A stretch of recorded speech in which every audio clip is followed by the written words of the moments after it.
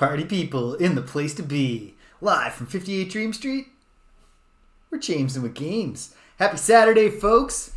Here we are. A few minutes later than I meant to get started, but given this week, I'm not even going to call this late. On time, baby. I get 5 minutes leeway here, or what have you. Okay, so happy Saturday, as I said. Here we are to return to the Chants of Sennaar. Now here's one thing I totally failed to do, which was remember that I needed to bring the Switch up before I started the stream. And so it's not on screen because I didn't do any of the work with the capture card. Cedric, we're a higher percentage than halfway there. Although I don't remember the exact percentage that we are. Alright, no, avert your eyes, everyone. We don't do things that have broad mainstream appeal here at 58 Dream Street. Although I have been having a great time. I've had a little bit more time to play Super Mario Bros. Wonder over the past... I was about to say over the past week, but that's not true. Since yesterday. And you know what? Actually, there was one other day where I arrived home. This was... so, for context, for anyone who doesn't know, I teach engineering students, and it was first year design project presentation week. So my role in that process is to attend all of the presentations and sit there with a keyboard just like this one, except the university paid for it instead of me. And while the groups of 4 get up and present for between 6 and 10 minutes, I write one paragraph about each of them, telling them what their strengths and weaknesses are as they present her and how they could improve. It's an absurd thing to do, but I made the mistake early in my career of establishing that I could do it. and then it just kind of feels, it's like, well, geez, if I stop doing it, what am I saying? The students don't deserve helpful advice to get better anymore? Only the past students deserve that? So anyway, this was, so it's like, we got a pretty big first year class, so it's officially on the schedule, 24 hours of presentations, although most of those 3-hour blocks, because 8 3-hour blocks, don't go all the way to the end. But in the end, it was 89 presentations this week, and then we're going to pick up the 90th group. They have to do theirs later due to some accommodations for a student who had surgery. Anyway, suffice to say, it really takes it out of the mind and body to sit that still for that long at full attention, rapidly typing. And I was mostly pretty worn out this week. But on one of the other days, I stumbled home and I had nothing left in the tank to do anything really. But then it turned out that Super Mario Bros. Wonder is a joyous enough experience that I was like, yeah, okay, fine. I can do this with absolutely nothing left in the tank. Hold on. Bring the desk up a little. Because I'm also a thing about the subpar ergonomic circumstances of 24-ish hours of sitting at attention typing. You start to become very aware of things like a mild tilt downwards in your neck. Gonna get that out of here. So here I am, the stranger, in a strange land, the Tower City of Sennaar, a heavily stratified city with a rigid case system. Oh, I can no longer solve the puzzle here. It doesn't matter, because I've solved that puzzle. This fellow, the stranger, that's me, I guess, awoke with no backstory and no real clear objective in this strange place where all of the different castes, the men and the devotees at the very bottom of the society, devotees, it's a very religious society for the most part. The devotees and the men at the very bottom of the totem pole have their own language. The warriors, of whom the stranger is currently disguised as one, have their own language, and also it kind of seems like they think of the devotees, they have this word called that translates roughly as impure, and they seem to call the devotees the impures, but more on that in a moment. And so they're pretty mean to them. And they call the bards, who are above them, the chosen ones, and they kind of serve their interests, I guess. Then the bards have their own language, and the bards scorn the religion of the city. They think it's stupid to seek enlightenment when you could just live a life of leisure as a bard. But the bards are supported not only by the warriors, but by a servant class, or perhaps slave class, who seem to be drawn from the ranks of the men, who they call the idiots. We don't like the bards. The bards don't seem great. Up above them are the alchemists, who we have mostly dealt with. That's where we're at now. Right now I'm just trying to remember how to get back. I was wandering around for a reason last time. Is it this way? We'll be on track in a moment. And the alchemists have their own language, and then, well, if you got a quick look, I had about...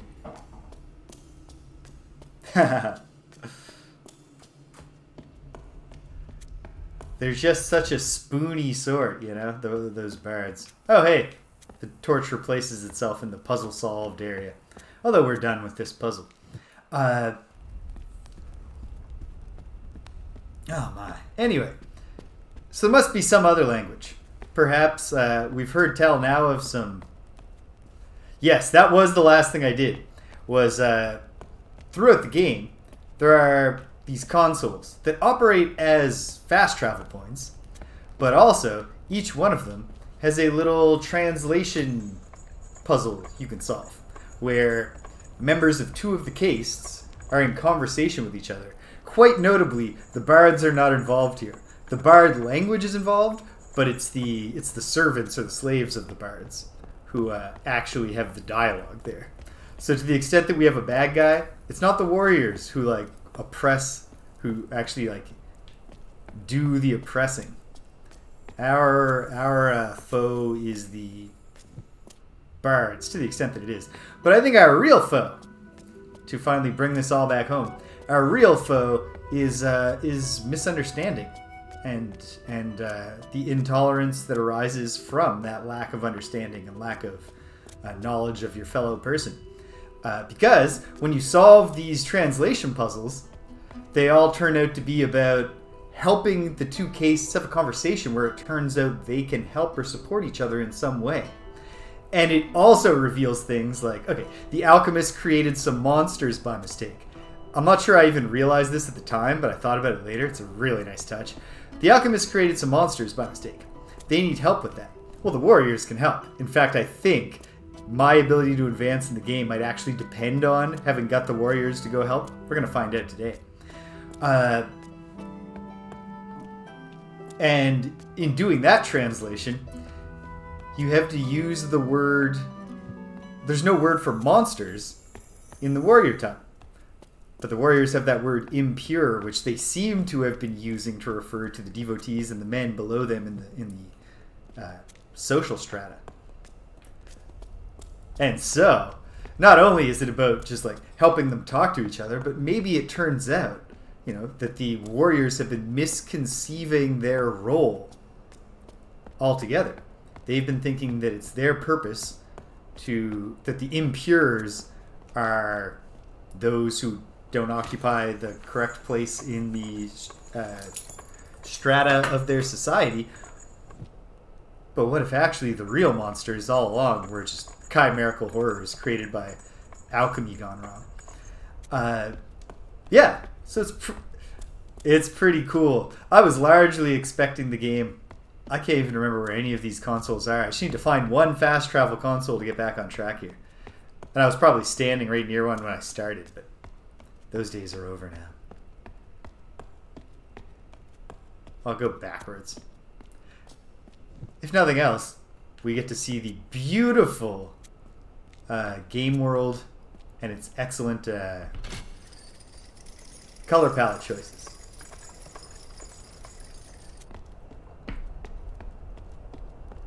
Yeah, of course there is. Oh well, like I said, it's beautiful. And it's worth, you do a little recap at the start, so while I'm warming up here. And, yeah, the color palette is at once like there's a sense. Yeah, I think you're right. I think you're right, Cedric. The one that I could definitely picture in my mind is all the way back in the devotee area, but if we have to go that way, we'll get to see another color palette and some nice architecture. There's a mutedness, not to the color choices, obviously, but the color palette itself in the sense that every area has a pretty limited palette of dominant colors. But in another sense, it's the exact opposite of muted. Entirely, it's bold, contrasting color choices. It's absolutely just a gorgeous game to look at. And it's a lot of fun to play. And then, like I'd been expecting, especially because we had the classic, like sort of contemporary indie adventure game beginning of a stranger becomes conscious in a place and sets out to complete the quest without really any clear introduction to the character or their goals. So I was feeling up until last week like we were probably building towards an ending of muted revelation or ambiguous revelation or restrained catharsis, something that kind of feels meaningful and yet you're not quite sure what it means. Then you're supposed to, it's all open to interpretation, except then at some point the creator says, oh no, I know exactly what this means. I'm going in circles, oh Lord. No, I know what to do, I think. Yeah, the creator puts out some statement of like, actually, one fan theory is actually correct. It's kind of what I was thinking we were heading towards. Until I discovered. Is there the elevator over here, or is that the elevator I came down in? Oh dear. Oh dear. It's okay.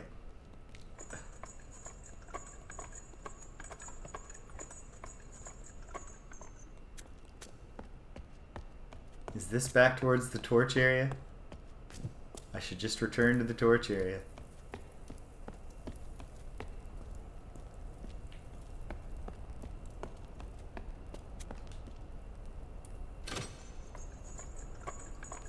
But then, yeah, last week when I finally started solving those translation puzzles in the consoles, I realized, no, the stranger, like, there's a much clearer goal here than I might have expected. And beautiful, it plays beautifully into the gimmick of the game, because most of the game is about deciphering these languages. And the actual, like, narrative goal here seems to be like, translating. Not just in the literal sense of making words in one language clear in another language, but the underlying purpose of translating, which is to let people understand each other. So maybe we're going to leave Sennaar. Yeah, it's just over here. Because if I was... I should have realized, because if I was doing these at the very end last time... Oh, but I don't have the torch. If I was doing these at the very end last time, then surely I should have expected that the place I started at was near one. But that's okay. We're almost back on track. Anyway, I'm excited about that being the ending, because I like games that, have something to say.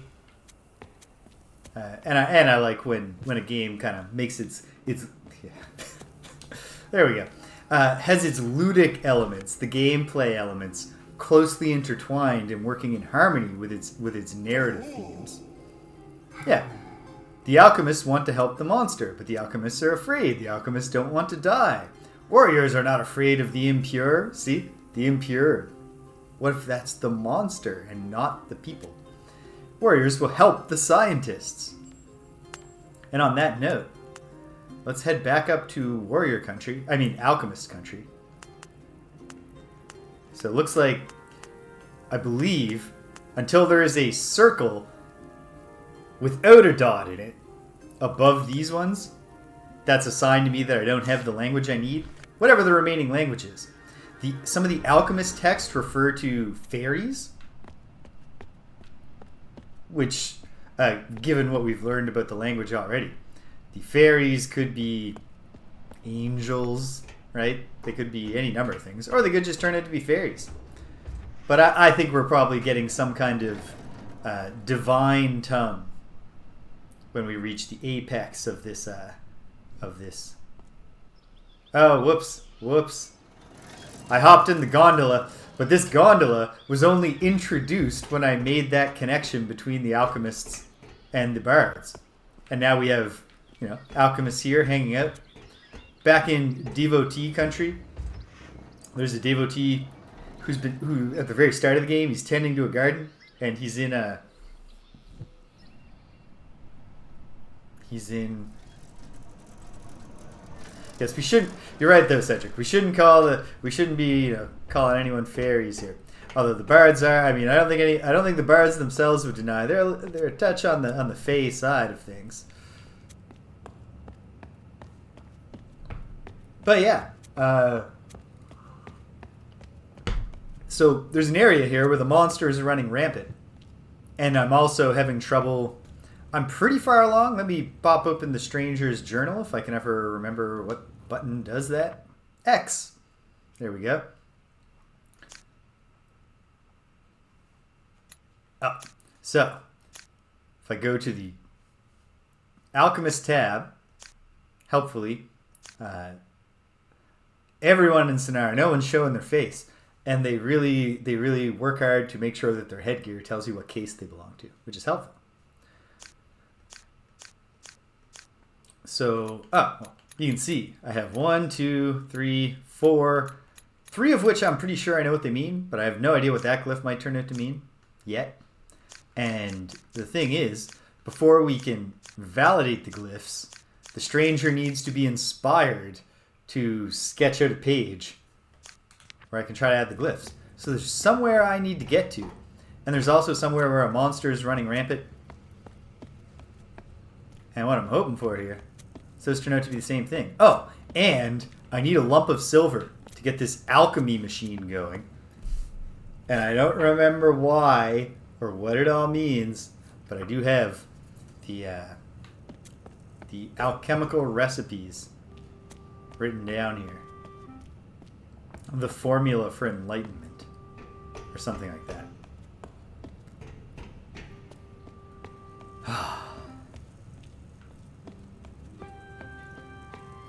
So, the next challenge is to remember exactly where. And I know there's a feeling of down into the rightness, but that might be a whole level down because it's sort of a 2-story.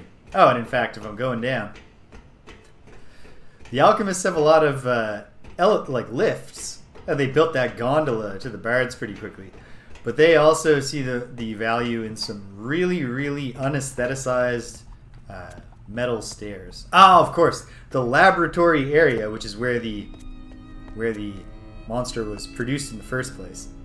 Oh, look, the stranger has not only swapped back into his regular clothes, because he doesn't need to disguise himself as a warrior in alchemist land, but he's recovered the lantern, because I did solve the get a lantern puzzle.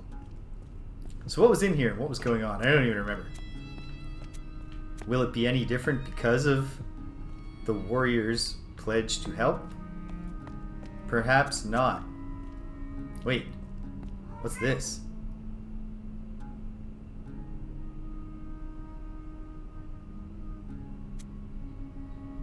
Okay.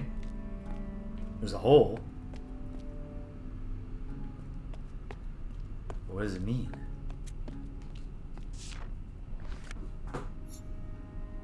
Found the formula. I found the transformation. And I have written that down. That is the formula. It translates to gold 1405, silver 812, copper 46. So I've learned their number system as well. Don't be fooled by how fancy the glyphs look. It is a base 10 numeral system, which lately I keep getting confronted with these puzzles. Like in Frosthaven, the board game, I was also asked to solve a glyph puzzle to learn a new language. All right, well, the warriors did nothing there. Oh, that's the connection. All right. But no lump of silver for my troubles. So this is the missing piece. And it seems very, very possible that the missing... trying to find silver, and it might just be sitting around. Oh, hey, here's some warriors hanging out.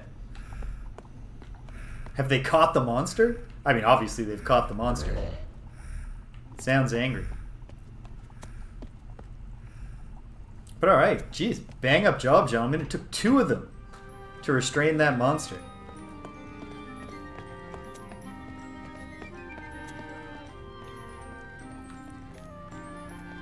Terrific score. It's not too obtrusive, but it's lively. It sets the tone. Feels right for this place. There's also a silver mine area. Kind of seems like there ought to just be a lump of silver on the ground there, but I have not had luck the other times I've gone into the silver mine begging it to give me a lump of silver. But perhaps I should try again. I will at some point swallow my pride and ask if anybody else wants to nudge me. But I'm not there yet.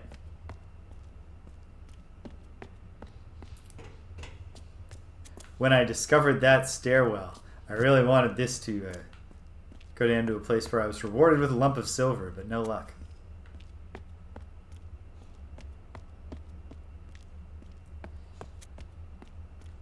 You know what? I ought to make use. See, if I hold down the R, if I hold down the shoulder button, it will highlight all points of interest. So perhaps, as I re-explore the Alchemist area looking for this silver,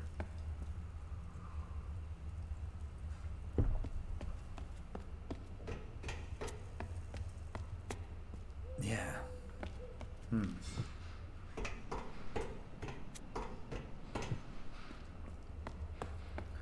Look around everywhere I go.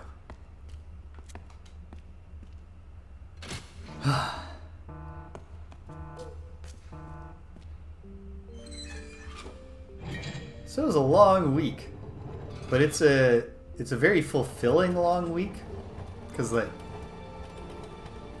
it's the moment where I probably like tripled or quadrupled the number of students' names that I know during this one week from getting to see them present. Some of them will realize. I remember last year I was talking to some of the students in a group after the presentation session, and one of them said, "It's so cool how we're just like talking to you like you're a person, because it's a big class, so lectures are in a theater." And I was like, "Yeah, I'm totally just a person. Like, you can always talk to me like I'm a person. That's what office hours are for. Get some more buy-in on office hours for the next term." Although actually, my office hours had significant buy-in this term already. It was a very engaged class, but yeah. And then it's just, the cheesy part of just being like, "Oh, look at them. They're getting their moment in the spotlight, showing off their little robot catapults that they built in Design 1.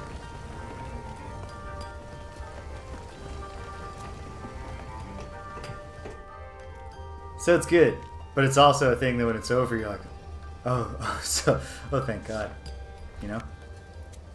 So then there's this puzzle too. Stimpinski, hail! It is a happy weekend indeed.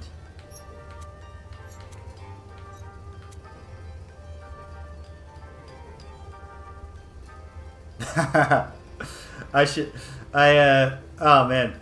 I've gotten myself not into literal trouble, but I have a running joke where, like, as you might imagine, I teach at a university. A lot of the times my students want to call me doctor, but I don't have a doctorate. So, bunch of gold in here.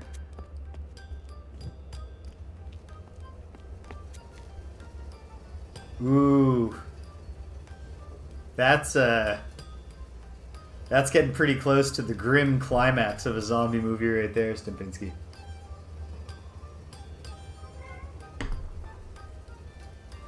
Hey, Abra. What's up? Oh, you know what? You want some lunch? You do want lunch? Alright. I'm going to go give this cat lunch. I'll be right back. Hang tight, gang. I'll be right back with you.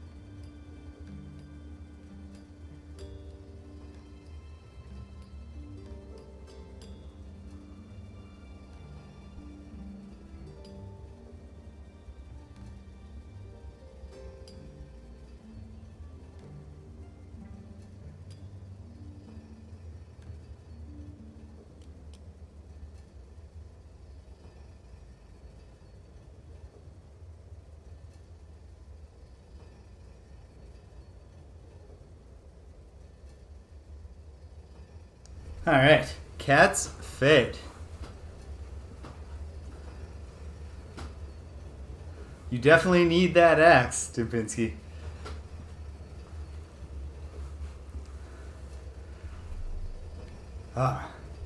This Zomboid game sounds fun. My only real base building survival experience is Don't Starve, where it's also fun to struggle to put a base together so you can survive the winter, only to eventually make a boar angry or something and just get murdered. But yeah, so I make the same one joke about how the students shouldn't call me doctor every year, which is, you can just call me Mr., not doctor, because I do not have a doctorate. I've got a couple of master's degrees, but for some reason the administration considers it problematic if I have the students call me master. It's an okay joke. It's not maybe not the funniest thing I've ever said, but it's not a bad joke. But the impact here is that recently it caught on with the students in a way that not only do they laugh at it, but then some of them adopt actually referring to me as master. And that's not how it's supposed to go. Fortunately, I don't think it's ever happened, while the dean is nearby and they're like, hold on, what are you, what? The students are calling you? So I'm running back through the labs, because one thought that has occurred to me.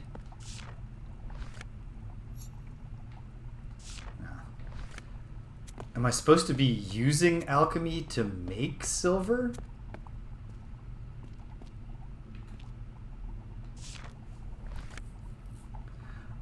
Stempinski, I think in some contexts, programmers are actually avoiding that terminology for similar reasons. I know Danielle is in real estate, and they try not to say master bedroom anymore. They try to say primary bedroom. Even though, I'm not confident that in a Nova Scotian context, when people hear master bedroom, they're thinking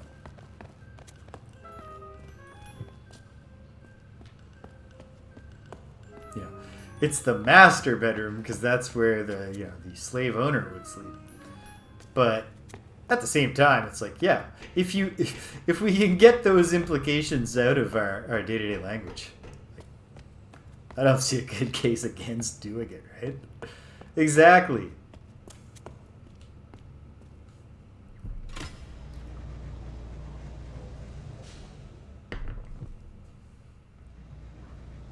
What am I coming down here for?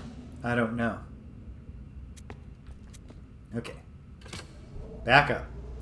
explore the rest of the Alchemist area, stare at the alchemy machine, look in my notes, like the stranger's notes, and see if anything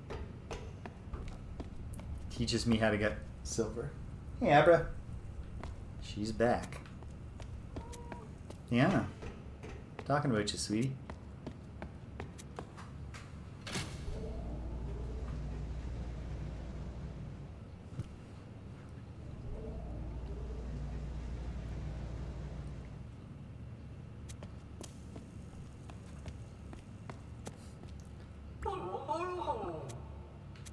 Fine, 7. I need 9. I knew that guy had that particular problem. What if... Okay, well, just explore. Just walk everywhere. Talk to folks. Time's still passing, but I don't think it's... Okay, there. A timed event. The thought was starting to occur to me. What if the plot will... Because I knew these guys were waiting. Now it's dinner time. The cafeteria is open. We're back on track. Oh, the stranger's inspired. Here we go. Mine. This one means mine. Lab. This is a lab. Cafeteria. That's this. And, oh, just library. I probably had the opportunity to have figured that out. Refectory. Sure. Boom. Alright, that's 4 languages down, baby.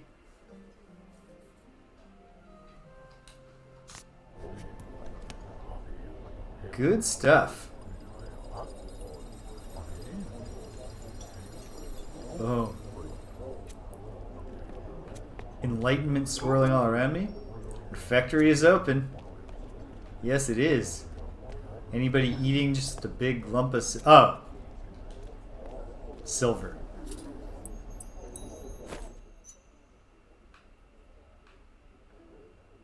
Or at least he has a sense that the alchemists would prefer it that way, you know. We need the fanciest word possible. Don't be fooled by the fact that refectory makes it sound like a very functional place for eating.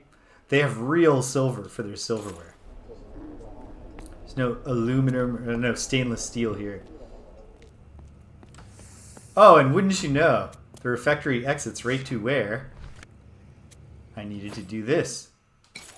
Put the silver in. What?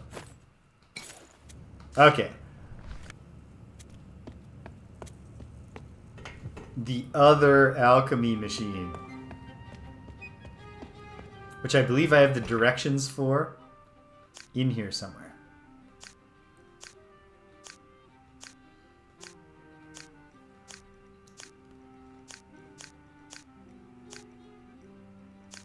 At least I so believed.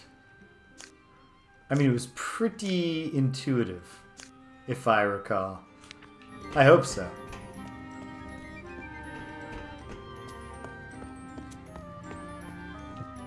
Just the way towards the mines. No, I gotta go down first. Alright. But hey, we're back on track.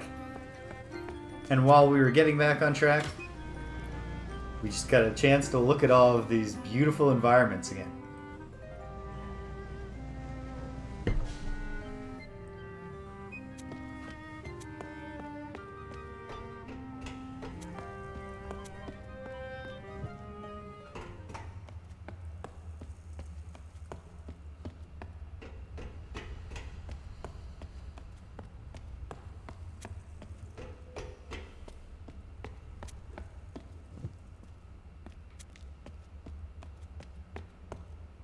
Wrong way. Need to go to the gold mine.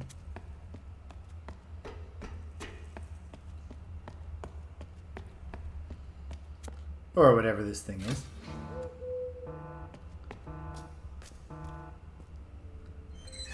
To the place with the inexplicable layout. I don't know why the alchemists, who generally seem like a pretty thoughtful sort, designed this particular area of their facility to just have the rock falls that just go right across the one path. Now they did put up a sign. See? It said, "You will die if you go running across this footpath." But, listen. I am not personally a safety professional. But I know safety professionals. And I can tell you that, administrative warnings are the lowest level in the hierarchy of controls. And if you can, say, put a barrier, that is preferable. And I see no reason why there can't just be a gate that stops anyone from going along here while the rock pouring machine is operating.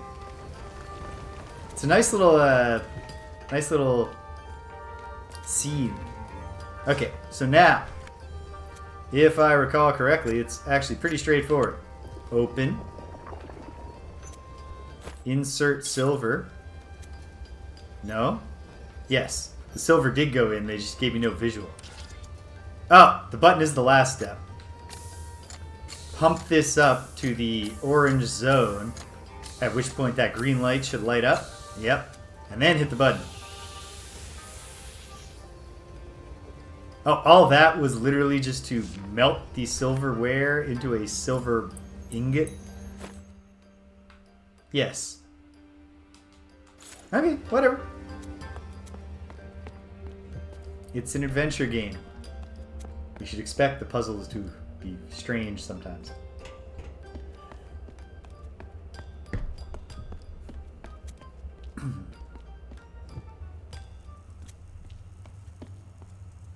Alright.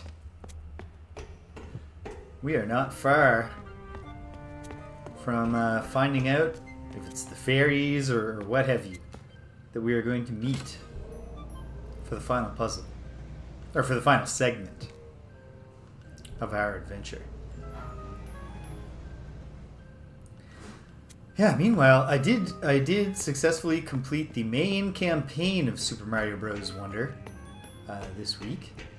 And that was satisfying. So now I'm in the process of going back through and finding all the secrets I missed the first time. It's a really good game. It does kind of... There's a way in which it kind of reminds me of Mario Galaxy, and thus makes me hope that we wind up getting getting Super Mario Bros. Wonder 2 at some point, which is that some of its ideas feel like they could be developed a little bit more. Like there are, especially with these, you know, like the Wonder Seeds, and they change the level in some way. Some of these Wonder transformations on their own are so compelling that I think you could like build them in as like central mechanics. Like there's one that only occurs a couple times in the game that you grab it, and then all of a sudden you have a top-down like your character, whether it's Mario, whoever, Daisy, doesn't matter.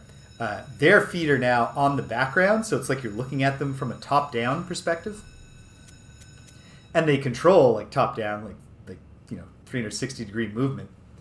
But the whole rest of the level stays in 2 dimensions, and then you have to navigate on the parts where there are walls while avoiding obstacles that are moving on a totally different gravitational scale than you. Okay, so I've done 2 parts of this. Oh wow! Yes, those are, well. On the one hand, there's the effervescent stress, the endless stress of a backlog that you can't get rid of, that you'll never get rid of. But on the other hand, Cedric, ahead of you, you've got a really wonderful game to experience. A handful there, actually. Galaxy 2 is... I don't know if I'd go as far as call it my favorite Mario game, because Mario 3 is a pretty big, just good old-fashioned Mario Bros. 3. It's looms pretty large in my mind. Okay, so, hold on. I gotta go back and look at the digits for a sec. Remind myself here, because I'm trying to create the number 812 with these weights. Or, I suppose, attach weights that weigh a total of 812. Okay, yes. So the top right position on these glyphs is the hundreds place. And so 5 and 2 is 7, 8, I think. This is 1. And then I just want these 2, I think. But it didn't work. Or did it? It did. And hold on, I'm being 1 second. I'll be right back, gang.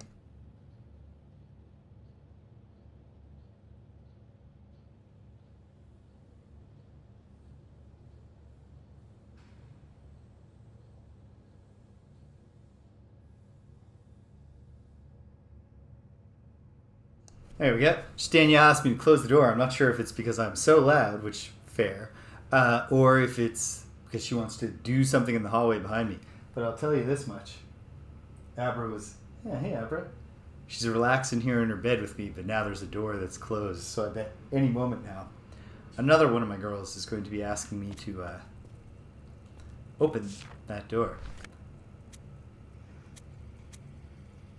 The transformation button. We're going to transform our formula of 1405 weight units of gold, 812 weight units of silver, and 46 weight units of copper into enlightenment? Enlightenment? I don't know. Oh, wait. I remember now. There's a thing somewhere that I could put an object of this shape into. And is it in fact up at the top, and it's like the gateway to enlightenment?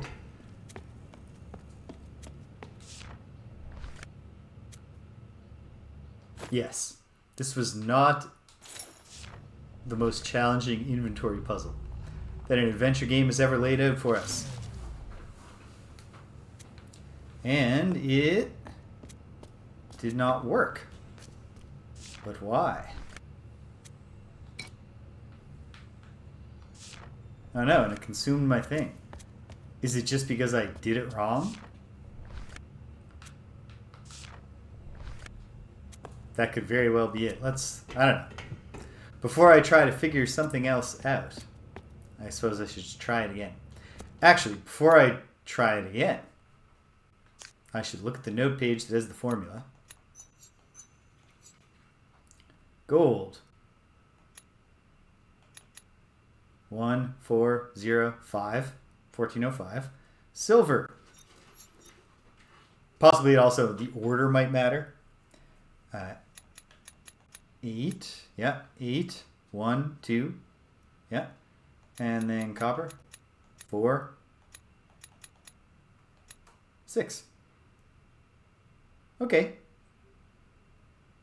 Well, I'll try going gold, silver, copper here.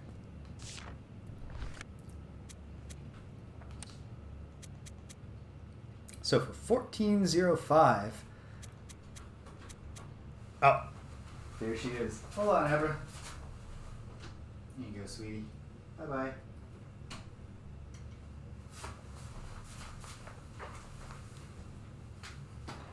I think she was perfectly happy to go on in her bed, but she does not want to be confined, and that's fair. Okay, so the trick here is to make 1405, but I've got no thousands place. I need to add 5, 10, 12, 13, 14, and then just 5.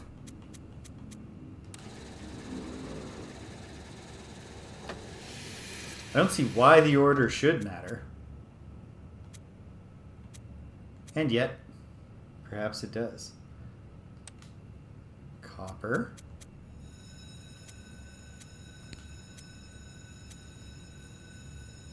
Why would I go to copper next? After saying that thing about going gold, silver, copper.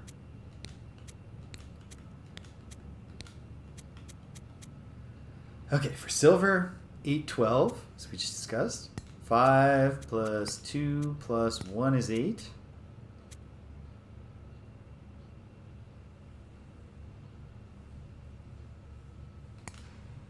1, 12.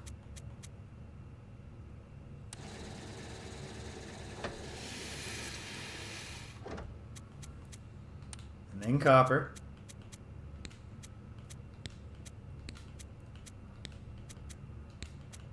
Unless might turn out I misread that whole part of the, I just read the wrong symbol. What if I need, the other thing? 1, 2, 3, 4 in the tens place. 5, 6 in the ones place. Just a wee little bit of copper in there. Let's transform it.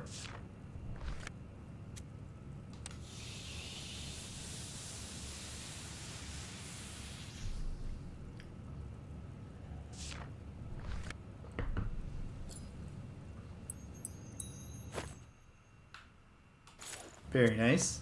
Okay.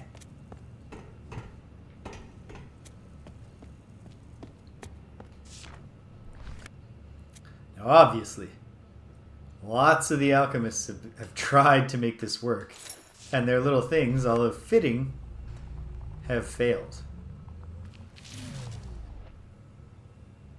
Okay.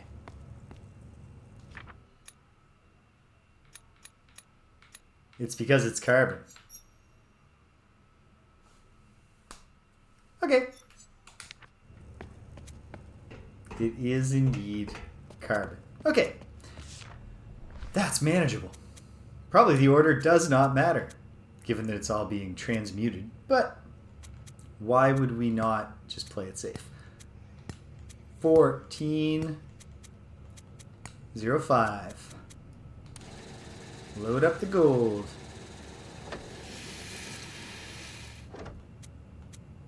Excellent. Silver. 812.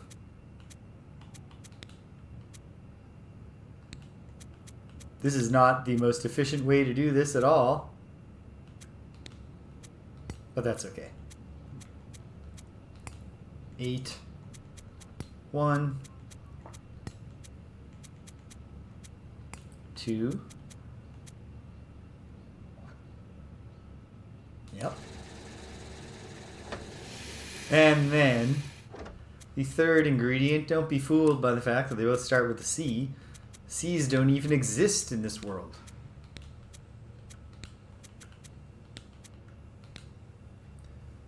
$46. 1, 2, 3, 4, and 6. Oop. Fill it up with a very small amount of carbon. You want to keep your carbon emissions to a minimum. That's true. That's true as in Sennaar as it is in our world today.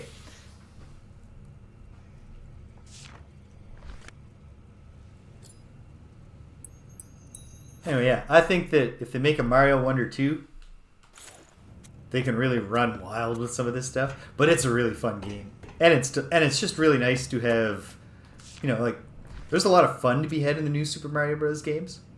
And I think with New Super Mario Bros. U, they did make a little bit of an effort to give it some, personality that wasn't just hey, look, here's a kind of plasticky... Oh, that sounds right. Here's just a shiny, polished sort of nostalgia. Hey, look, it's another desert. At least in New Super Mario Bros. U, they were here it's a desert with an ice cream theme or something like that. The desert, there's still a desert in Mario Wonder, but it's much more it has a personality. It kind of reminds me of Subcon, where Mario 2 is set. And I had actually kind of kicked around in my head for years, thought that, well, now they've done Mario in space, why don't they go back to Subcon? Not even because of not to revisit the story and have more continuity or something, but okay, here we are, new language, new glyphs.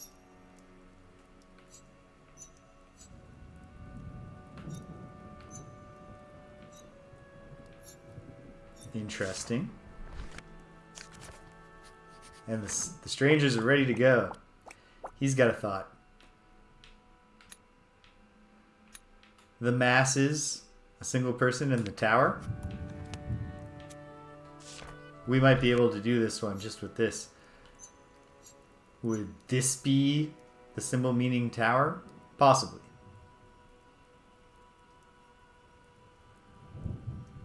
Let's try.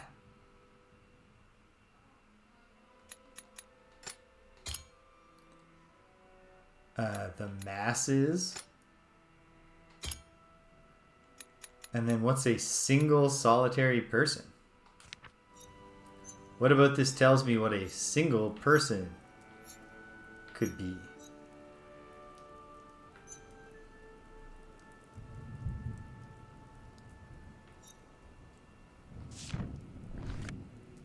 You know, we do always have the... I mean, maybe it's none of these, but... It's not the most artful way to do it. People... Exile. Okay. Well, hold on then. Something something tower. People... Something people exile. Exile.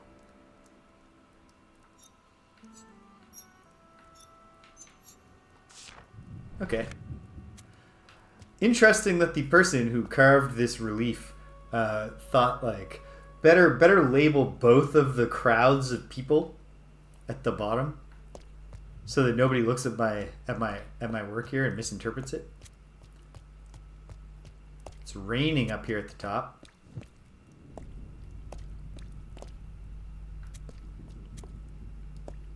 But yeah, so Mario Bros. Wonder, which I'll try to stop talking about now. After this thought, it's just like it's 2D Mario, but like with 100% effort and just like overflowing with its own personality and its own artfulness, and it's great. I really enjoyed it, and I will continue to enjoy it. Hey, Abra. She's back, but this is just going to create the same situation.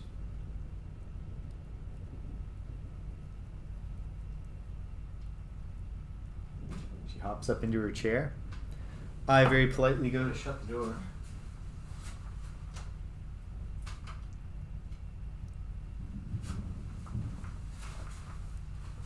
And the trick that I did there, yes, I tricked you, Abra, is that I did it while she was she hopped up in a chair, Greg's chair that he sits in when he's here, and she was busy. You know, she's a cat. She was turning in a circle, and while she was turning in the circle, I did the thing with the door. Now, as long as she doesn't look directly at it, she's not aware that she's confined in a space. Tower or something. Yeah. And you got some kind of... Elsewhere in the tower, the console, the fast travel consoles seem a little bit out of place with the rest of the technological level. Up here, it looks like we've got people... Lots... Oh my.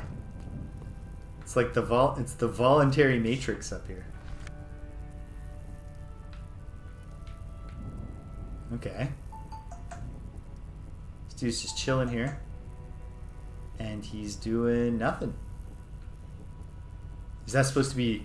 I wonder, are the screens displaying what they're seeing or what they're thinking? If they are, something's amiss here. A little worried about that dude.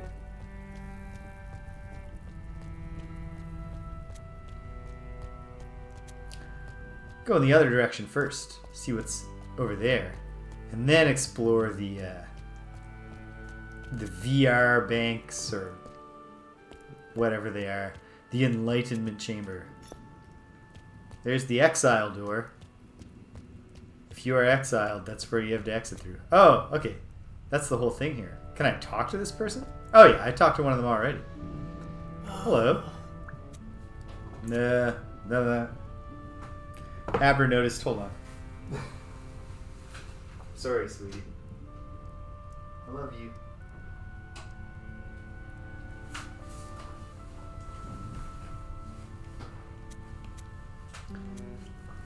Oh yeah, of course. Yep, I agree. Alright, we won't bother this person. Kind of seems like maybe both of these areas converge on the same back area. And another person who's experiencing or projecting static.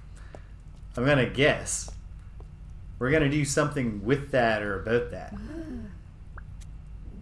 Ugh. Something something tower. Hey, you're telling me.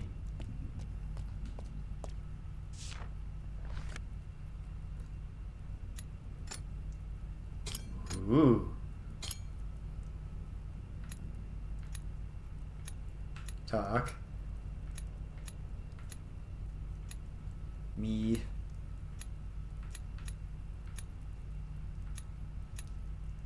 Make, create, key. And can I rotate these the same way? Yes. And so, something, something, something tower. I'm thinking I need to know a little bit more of this language. The language of the ascended ones, the enlightened ones, the fairies, I don't know. And does this loop around? So I'm exploring in a structured fashion? Yes. Great.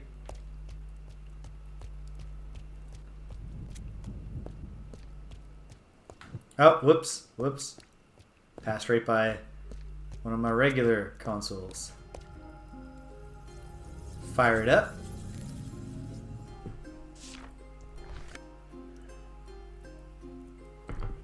And probably this one. Yeah. Oh, is that that's a proper bard, I think. Okay. Nice if they're involved as well as their servants or slaves.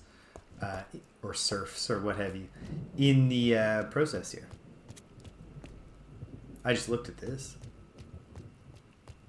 Well, let's take a moment to admire these stairs for looking cool, but also to question why you would make stairs like this. Does not look like if all the people here were Cuberts. I'd say sure, that's the way to make the stairs, but I don't know. Okay, this is cool. This is a striking visual. Just take a moment to admire it here. Very nice. And onwards. Whoa.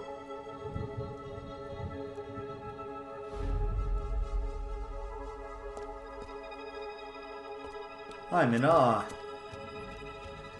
Which I think was the feeling they wanted us to experience there. So good job. Man, human, man, human. Oh, is that the puzzle? Is that the gimmick of the thing? Connect the words that mean the same thing? Oh, wait. Hold on.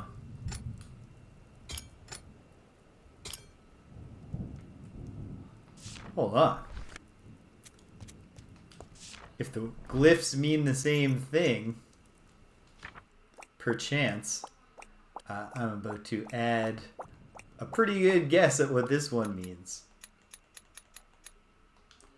And actually, might be able to use these cool little consoles to decipher some glyphs, as opposed to needing to have the glyphs deciphered in order to operate the console. Let's find out.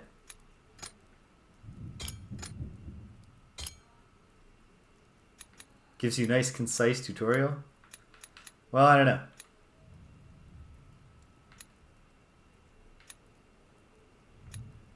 Well, there's 2 greetings. There's some weights. There's open here. Not.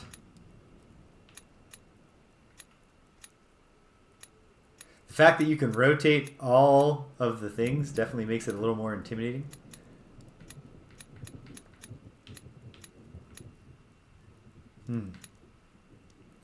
Well, hold on. That's not, and this is not. We can lock. We can try that. So shouldn't there be a knot? I guess this could be the knot on that level. Except then, shouldn't there be one on the outside? If what I'm doing here is trying to make rows. Oh, or no, because they don't all have to be 4 glyph rows. I should explore more. Is the takeaway I'm getting here. But let's check it. I'm thinking that yeah,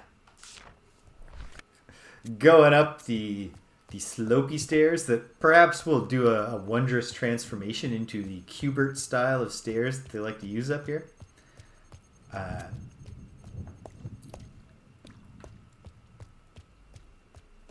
Perhaps that'll be a later on thing. But maybe I can do something with some of these and feel a little more confident. I should check them all out. Well, there's 2 U's. Do I have a U glyph on the outside? I think I do. No. Unless this means U.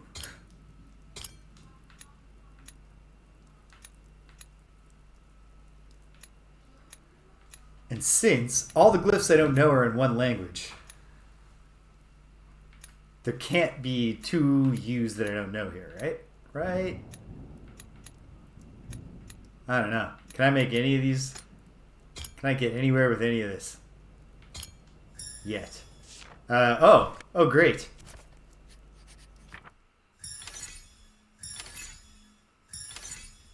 And it's a, cool.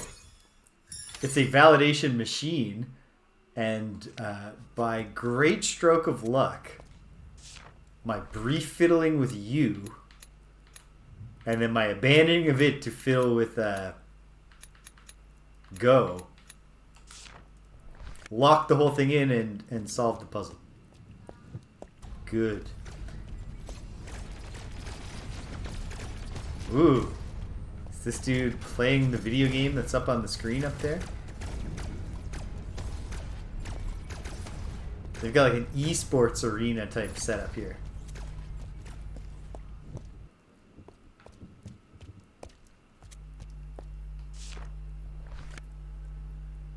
Yeah. I'll take it. So, this isn't too... Key unlocks door is what the glyph means here. Obviously, or is what the hieroglyphic there means. But I'm going to need to learn what the glyphs themselves mean. Was there another one of those handy yellow consoles this way and then in a different direction?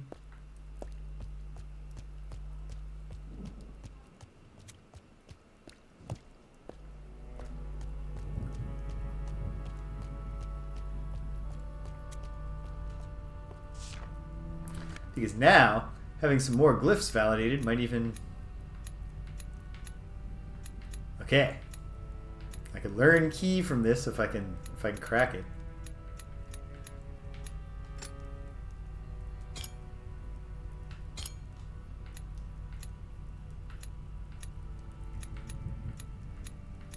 Oh, whoops.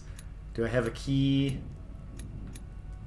I have neither a key nor a glyph of that language in there. So let's see. There's 3 that it could be. This one I've already guessed is human. And it's a really well-informed guess, too. So...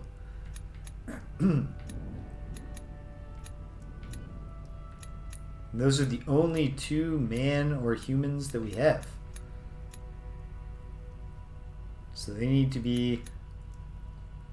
Oh, I can't rotate the inside, which is actually very kind of them to have restricted me like that. Okay. So, what then?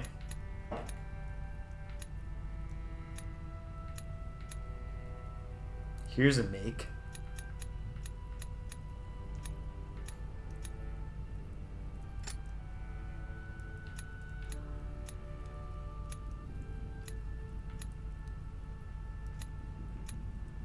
And if man and man needs to be like that, how would I get that lined up with this one? By doing this, right? And then feels like this could be their make or create. Boom. All right, there. We're past blind luck now. I like these puzzles. It's also a little disappointing to me that I'm getting so much of this final language through them. Just because I really do love solving the language puzzles. But I guess the complex grammar and large vocabulary of the Bard language, and then the need to actually use the Alchemist language to learn alchemy. I guess those were the climaxing of the translation, or of the language learning part of the game.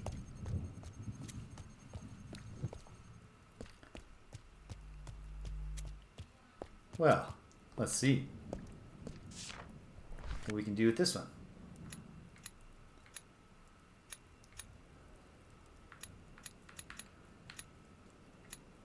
Well, there's a knot, and here's a knot, and that knot can't move. So that part's straightforward enough. Is there a knot on the outside? If there is, it's theirs.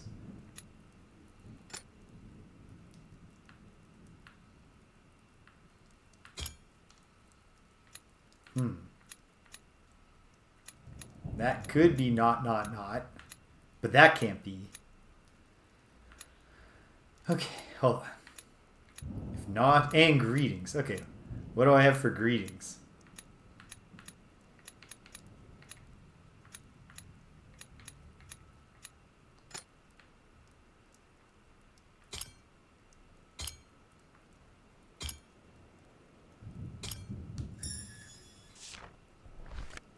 There it is.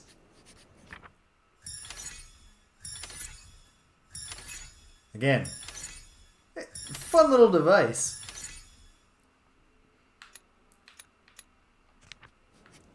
But compared to all the rest of the game, it seems like an excessively simple way to get the language handed to you. There's obviously other stuff to be reasoned through here. So I'm not going to get too upset. Run through the esports facility.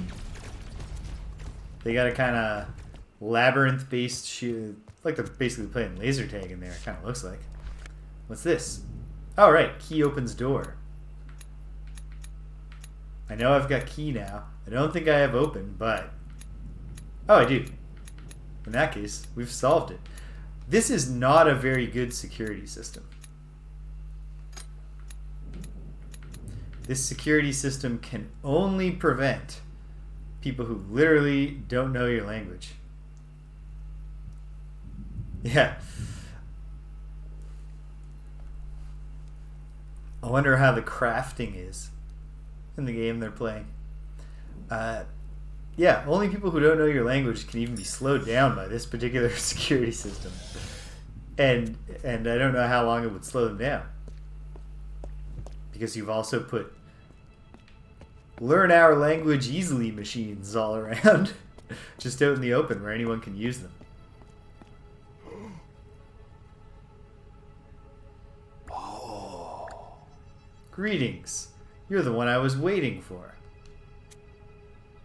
Oh, yeah. Oh. Greetings. You're the one I was waiting for. That's great, but why? You want me to do something here? At this point of interest? Go, go, me, not, plural, up, door. Oh, I see. So, the first thing is go up.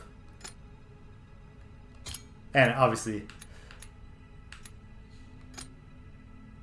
they seem to be teaching us. Okay, so am I going to have to extend my, like, learning the glyphs is the easy part, but recognizing how they form sentences as single, like, multi-glyphs?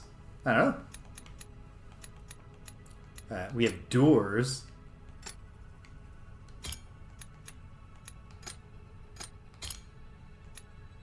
That's fun. There was a glyph translation puzzle in the Gloomhaven expansion, Forgotten Circles, where that was the key revelation you had to have. Was that it wasn't words, the glyphs were letters, but every actual glyph you saw was a two-letter pair, and you had to, through basic, it's cryptography, but you had to break it down so you could figure out what the individual letters were, so that you could put it together and figure them out. That was pretty cool. Hey, stranger, that's me. At least that's what I've been calling myself. Oh, now we're not making it easy for you. Well.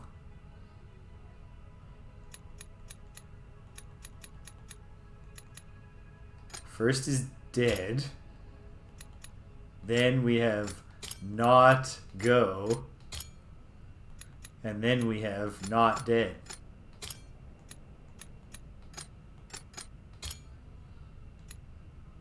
But then why do I have two more goes? Are they all go? Go dead? Yeah. Die. Stop. Revive. Yeah. Go not dead means revive. That makes sense. Ooh, okay. We have people who are what? We have peoples.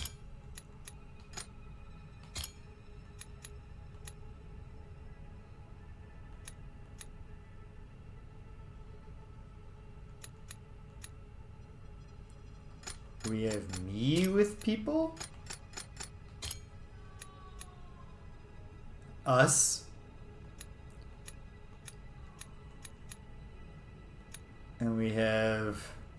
Oh, this is us. And this is not seek.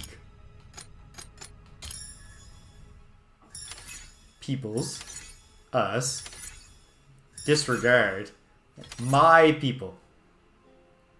And now we know the Anchorites language. Wow. Okay. They were fun little puzzles. Come.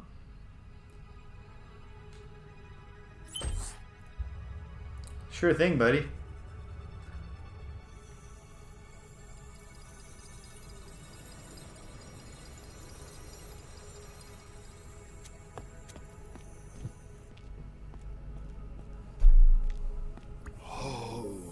My people built the tower.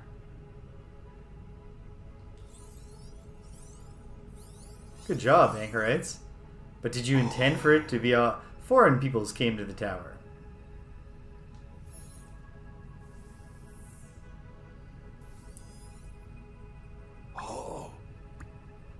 Peoples stopped talking.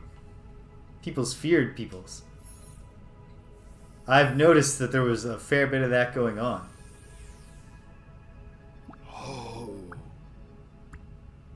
My people left in exile. We are dying. The tower is dying.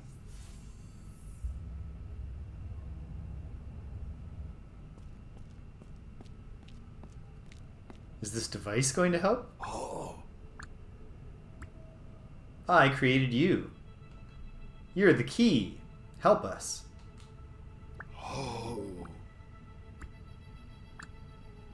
Make the peoples talk. Open the doors. End exile. Revive the tower. Well, you should be really proud of me, Dad, because I actually figured out that that was my purpose last week, before you even told me. And then do we have a waypoint by which we can teleport to all of them? No. Just a reminder of which ones I haven't finished. Well, without further ado, let's go knock down the walls. Let me find that console. I never even went up that way yet. And it seems like I've got the probably this piece that he gave me will open that ramp, but we're not going to rush to that yet. Was it? No, it was back this way, I think.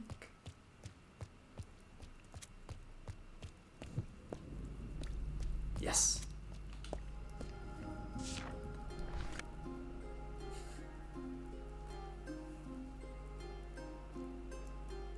You mean his current theme?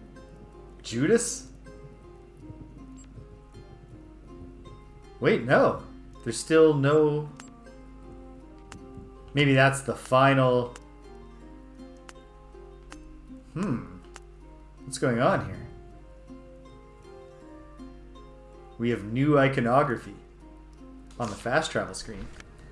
Let's go find out if anything's different there. Ah, there you go. See, this is the problem with me being a contemporary wrestling fan.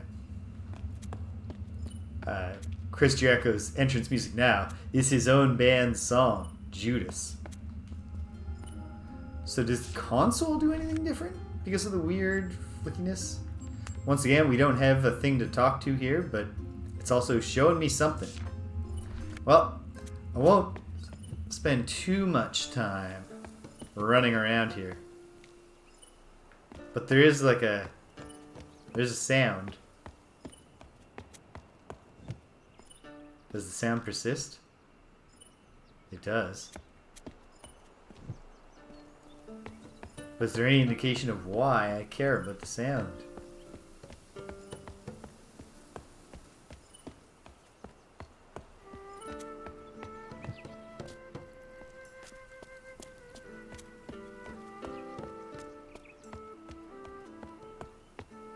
I already did. That was a separate thing that I've done. Little animal here. Yeah, okay. Okay, well. Let's go back to Anchorite land and see if there is anything else to be revealed to me there. I mean, there must be. And failing that, I'll redouble my efforts to figure out what does it mean that some of these now have a little thing. Including ones that okay, what if ones that I've solved that have the thing? If I go to one of those, could that mean anything? Warriors don't like death. Death loves warriors.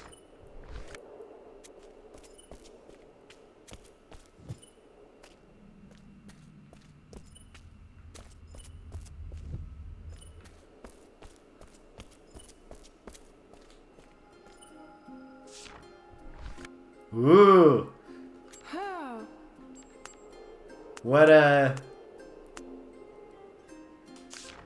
What kind of sushi are you having?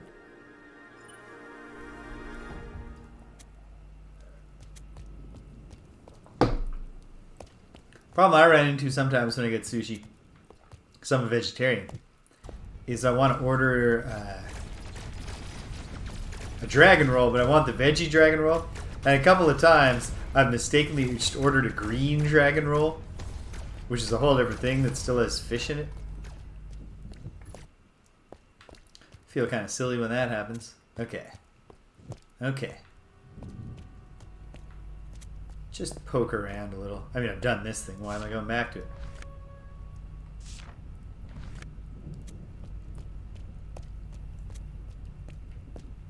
Oh. What do you say, sir?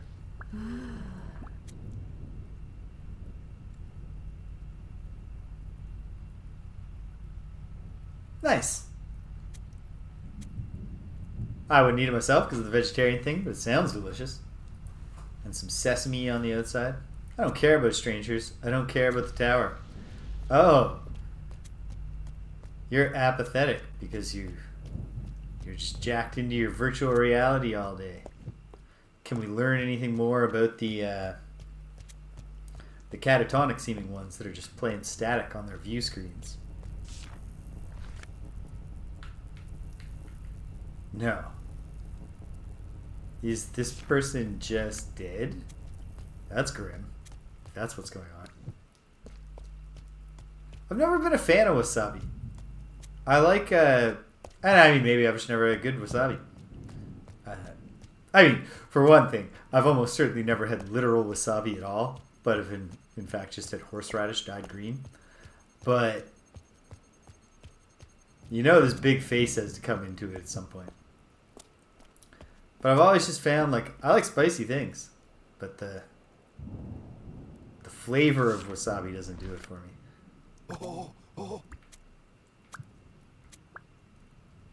What's this? Don't go upstairs. If you go up, the tower will die. Help us. Make the peoples talk. I mean, I did have a feeling I shouldn't go up the tower first, but alright. Something's amiss. Or rather, I'm missing something. Well, let's go back to Dad's room. Papa Stranger.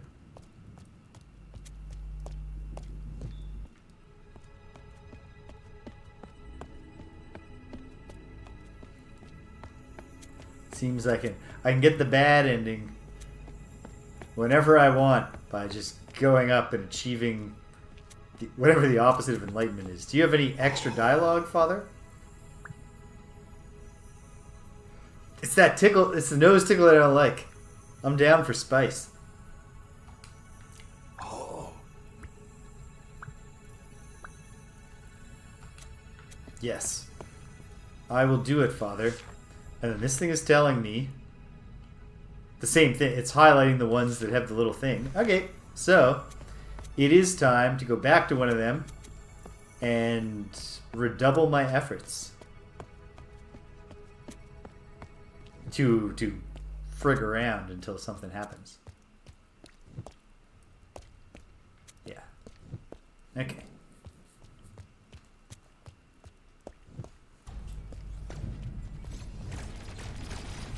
Indeed. Yeah, I tend to just ignore those components of the sushi order.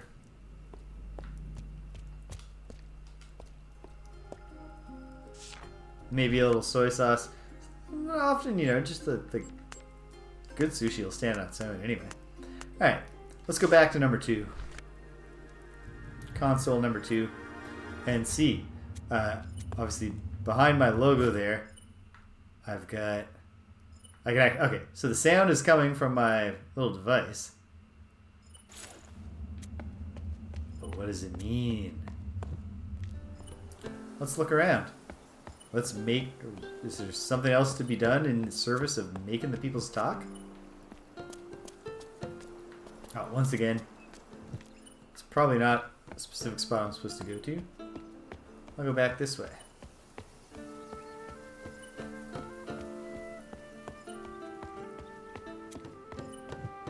Gotta keep listening to that sound to see if it changes in urgency or anything like that. I did make the peoples talk. Like, I sent an alchemist to help with the garden. And they're there and they're helping, but what does that do for me? Besides, you know, like the warm and fuzzies are not nothing.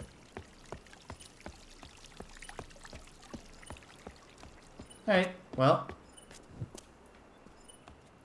You can always seek guidance from the church.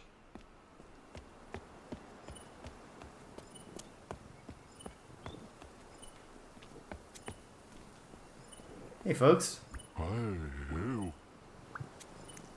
You're seeking the preacher. Go to the garden. Preacher loves the garden. I'm not seeking the preacher, though. I've already helped the preacher save the garden. I'm just seeking some understanding of what's going on here.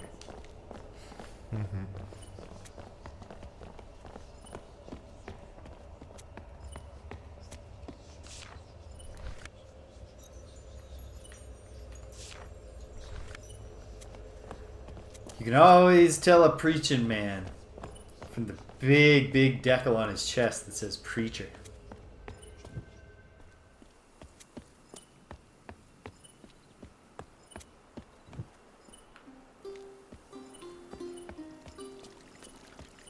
Excuse me, can you help me find enlightenment? Perchance not. Okay. Oh!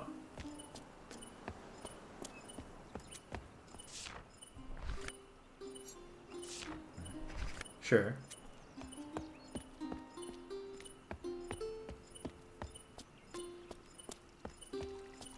Thing is going faster. It's a little chirping sound. Does it look any different? No, but it's also visibly blinking faster. And now it's not.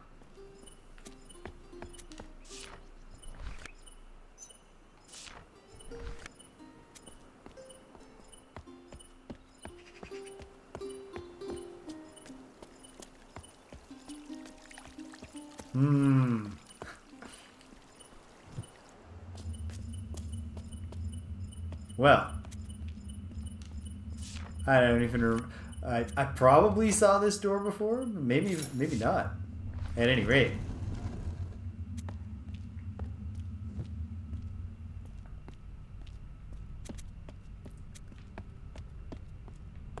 Okay.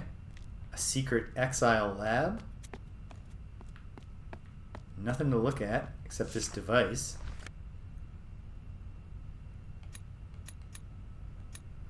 Okay.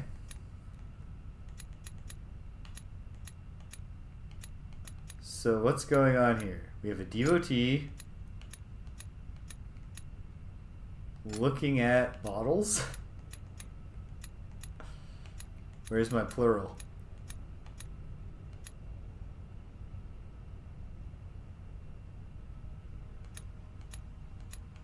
Yeah, I think I remember seeing one of them at one point, although I could be wrong. Just Chekhov's doors. Oh, wait. No? Okay.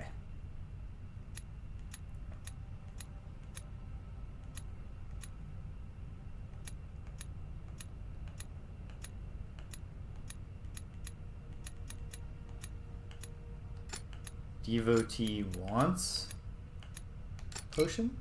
No. Does the devotee like potions? Am I even remembering correctly how they pluralize?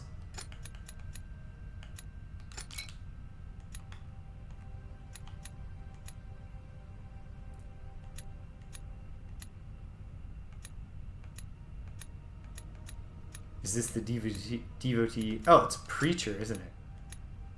Oh, no.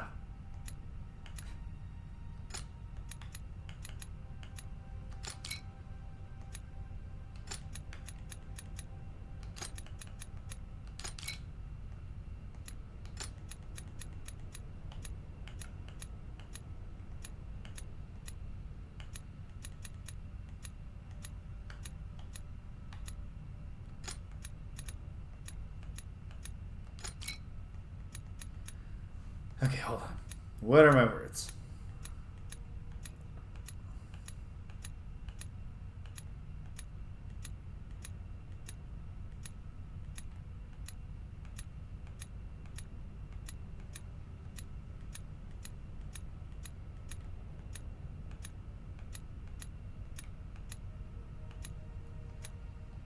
Have I done make potions? No. Unless, did I not try that with devotee?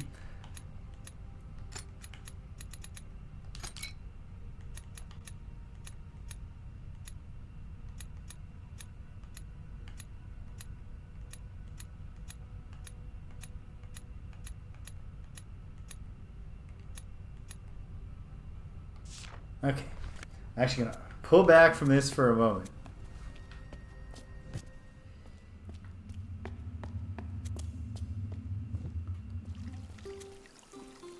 Because there's certainly... there's one big thing I could do right away to make it a little easier on myself. Which is... returning to the garden, where I know the preacher is, to remind myself exactly what his hat looks like. It does not look all round and spiky and sun-like. Whose hat is that? Whose headgear? Well, hold on. Let's return to the church for a moment. And if it doesn't come clear to me here, I'm going to put a pin in it for a moment and try one of the other ones. See if it comes to me quicker and I start to get the feeling for what I'm doing.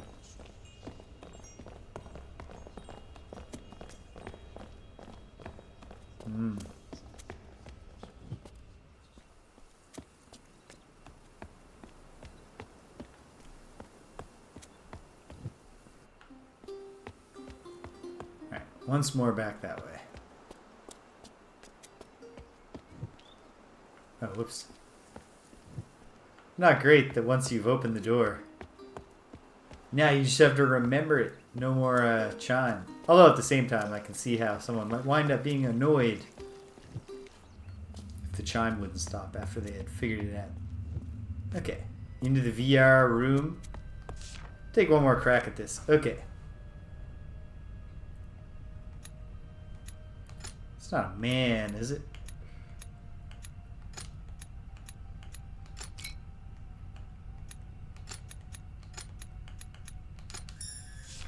Okay, preacher sees potions.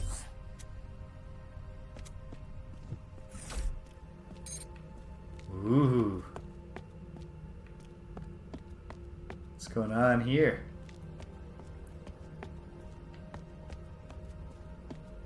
Oh, is this just a place that I will ultimately enter from 4 different...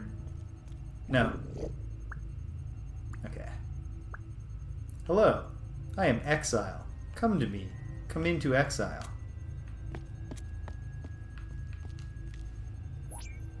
What do you mean, sir? Haha. No Exile.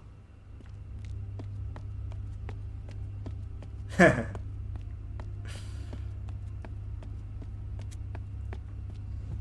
mean, the Alchemists have a glyph for transform. You helped me. I will help the tower. I will speak to peoples.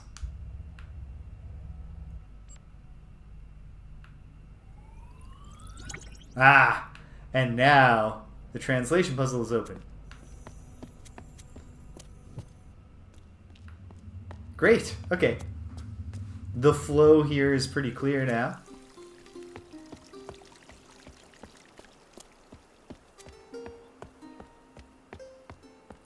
Console is on the way to the graveyard.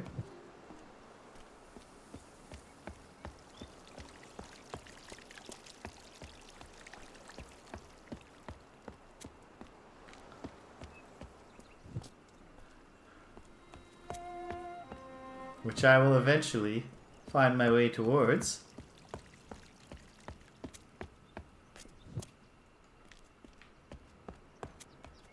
So yeah, it turns out one of the secrets here all along, one of the things that the Anchorites could have done, is not build the giant exile machine and then plug their brains into it and withdraw from the real world, just because they didn't like all of these foreigners coming to live in their tower.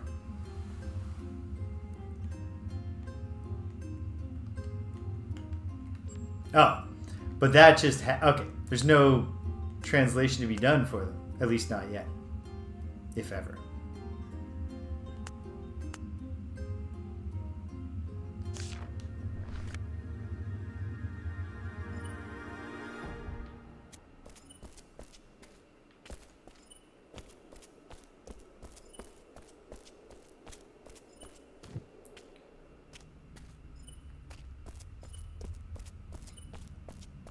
Excellent.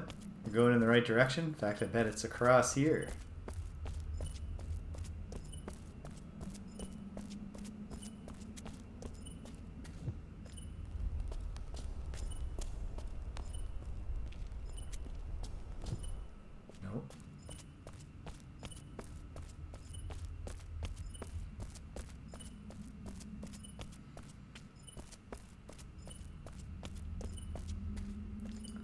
Some very, yeah, like I said, like very compelling environments.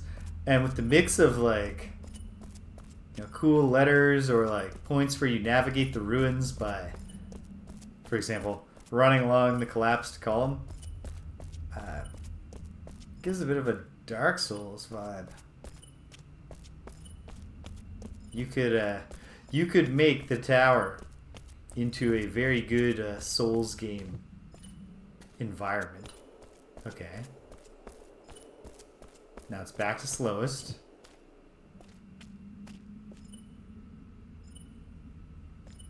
It picks up the speed here too.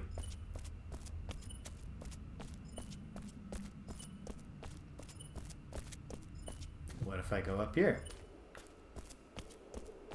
Slows back down.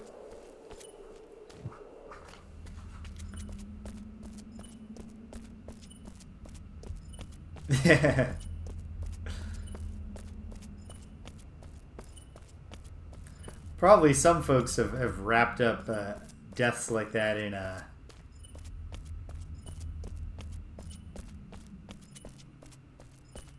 the stealth sequences. Warriors don't hate me anymore, so that helps. Oh, good.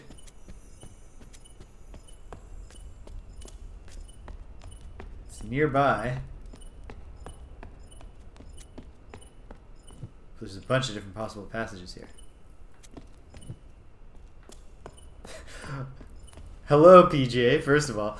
Oh my goodness, can you imagine? Total game changer if you could fall off the stairs in this game. Ah, there we are. Okay, I remember finding this door. And here we are. Alright. Yes. I think the thing wants to go in the slot. It's like Abra telling me she wants to go for a walk while I get my boots on. I do want to go for a walk. I do. I know you do, Abra. Just let me get my boots on if we're going to go out on the patio. It's winter. Hold on. Wait. No, don't leave, stranger.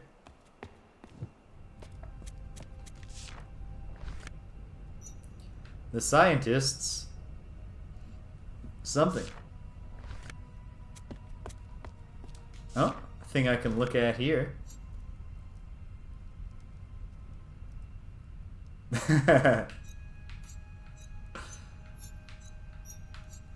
So hold on. Before this guy retreated into exile, he was actually working on learning the language? Oh ho! Warriors carrying a boat.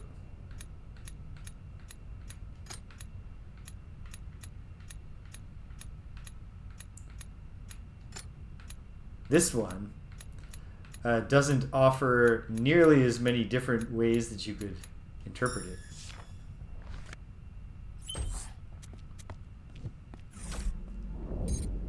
Oh.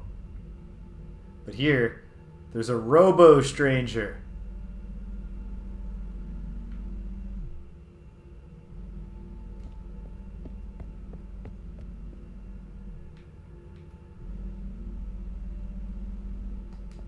With really bad peripheral vision. Oh no, not what I meant to do. Oh, but fortunately, it's a really stupid security robot.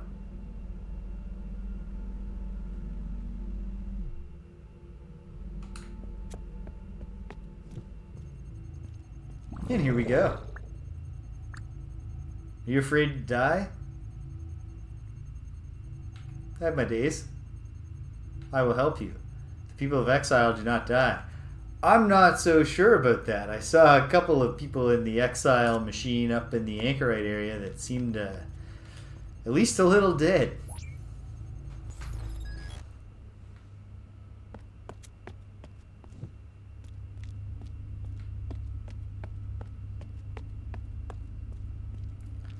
There's a classic sci-fi lesson to this game, in and above the messages about translation and understanding and, you know, communication, not having barriers between peoples.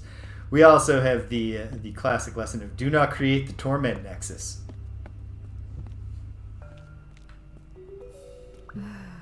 Just don't do it. If you didn't build the Torment Nexus in the first place, you couldn't be locked inside it. You ended my exile. My people will revive the tower. Well, hold on, young man. Or old man, I don't know. You've got a mask on. I think the real idea here is that all the people of the tower are going to revive the tower.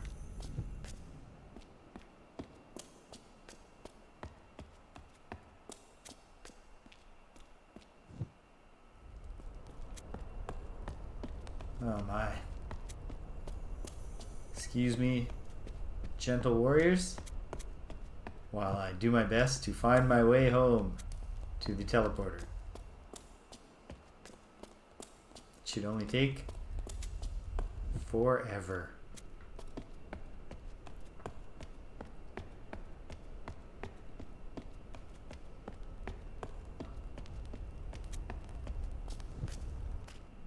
No, I'm on track, actually. Okay, great.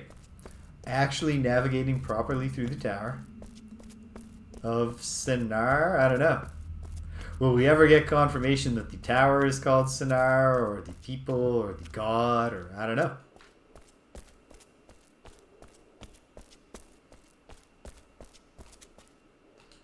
Maybe they felt that they had hit the like underlying themes of communication so clearly. They're like, you know, we need at least a little bit of, you know, indie cred with ambiguity. Let's leave them wondering what Sennaar was and who was chanting anyways.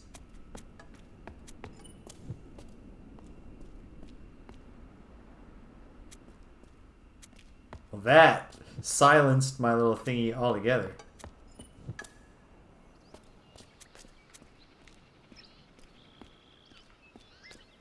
As did this.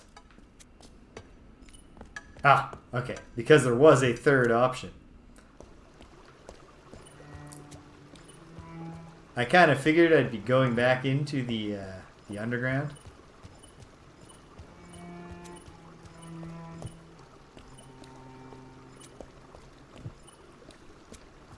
Hopefully, it's not too far. Oh ho! This one's not like hidden or anything, except to the extent that, like, at least for the bards, like, they're not gonna go down here.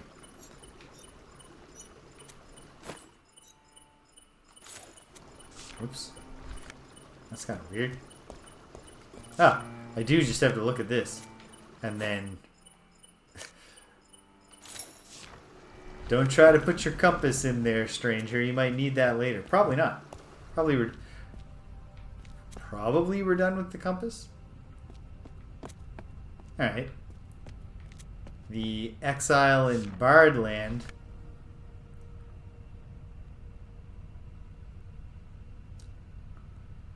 The bards are going to the theater? Oh, but their grammar is stupid. Okay.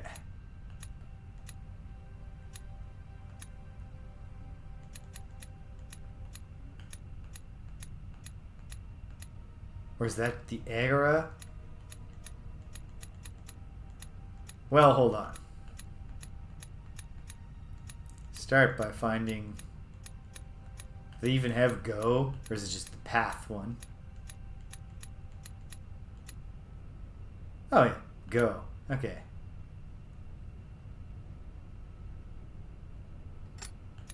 Bards. Theater. Go.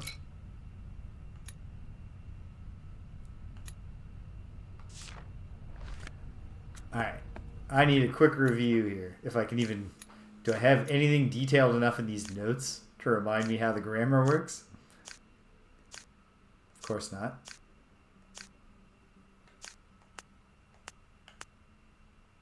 Oh, but that's a nice reminder. I think they are going to the Agora.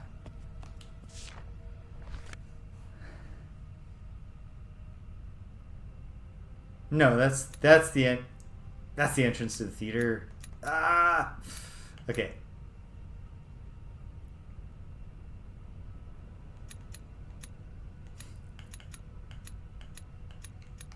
To the theater.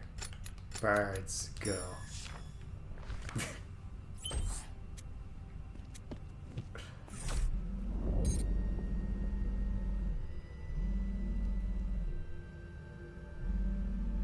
I like that the Exile face gets angrier.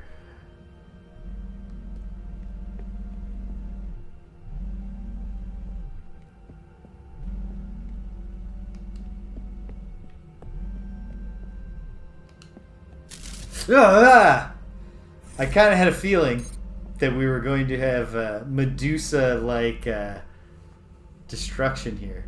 Medusa specifically from the Adventures of Lolo, not necessarily the Medusa of Greek myth. Although actually that Medusa also had the same deal going. What I'm saying is I didn't think the robots would be chasing me down.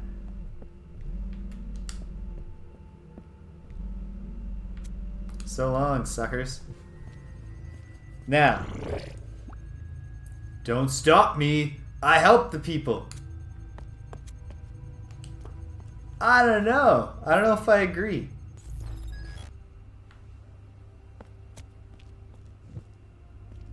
Don't know if I agree. But I mean, to be fair, like many big bosses in video games, there's a critical design flaw here where if the two robots were just standing still facing the door, problem solved. I will help you. I will end exile. I will speak to peoples. Should have tried that in the first place without ever going into exile. But hey, alright. We're mending the wrongs.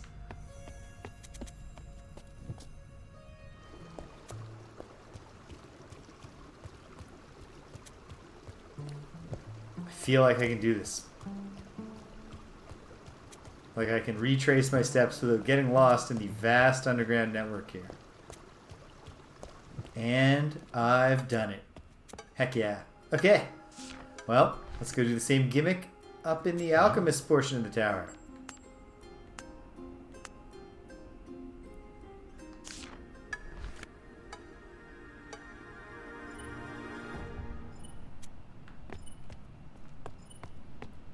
Blip. Blip. Slower here.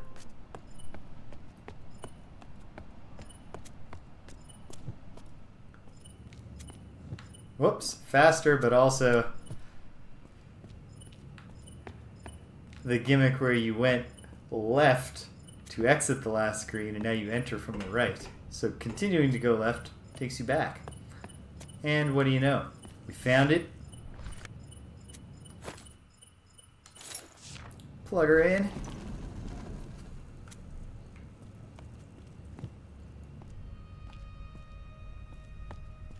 Anything we can look at in here? No. Only one of these chambers.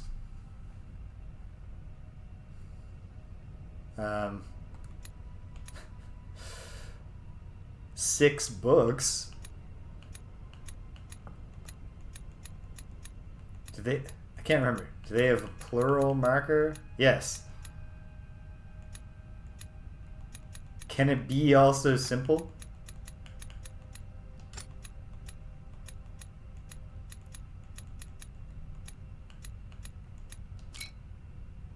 No.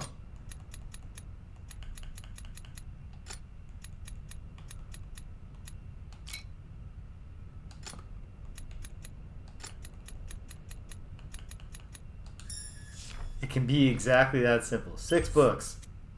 I'm calling it here. Calling it like I see it. There's a picture of 6 books. Ooh. Real scary angry robot face now. Okay.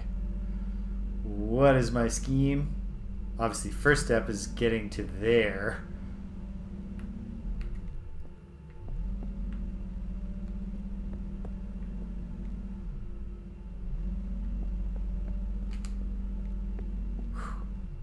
Okay.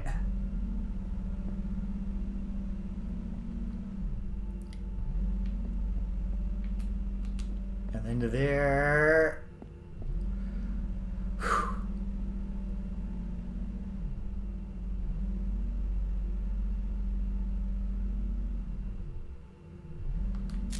Oh, of course. Nope. What was I thinking? Oh man. Exactly like the experience of Medusas in the Adventures of Lolo, in the sense that when they get me, I am genuinely terrified every time. In a way that I never have been by, like, where's the stranger? Where am I?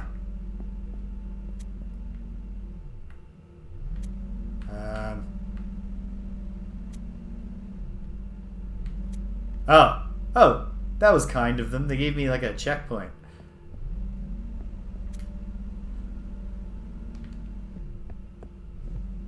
Whew, okay.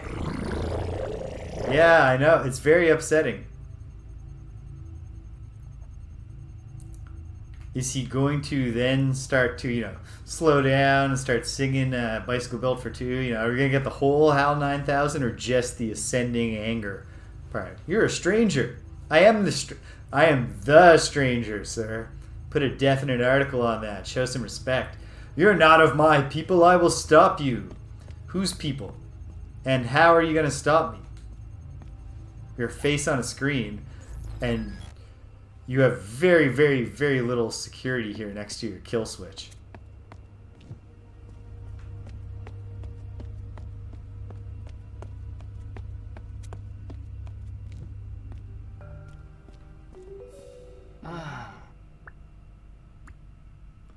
You helped my people. My people will help the tower. We will speak to peoples.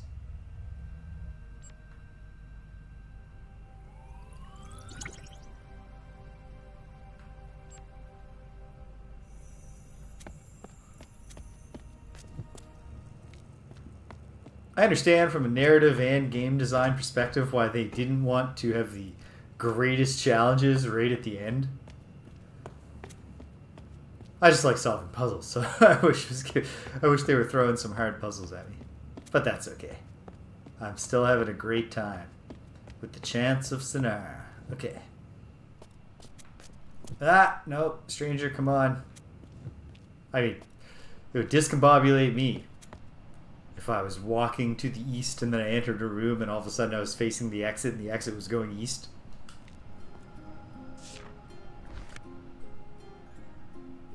Oh.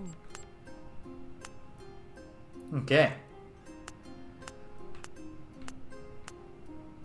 So, yeah, there were just four? Not even four. Wait, yes, four, because this one too.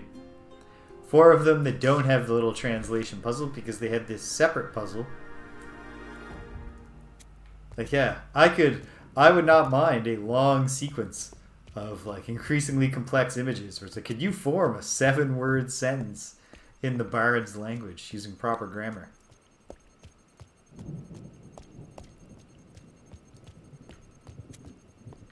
It's face part of Exile. Should I check back in with old Dad? See if he has any additional instructions.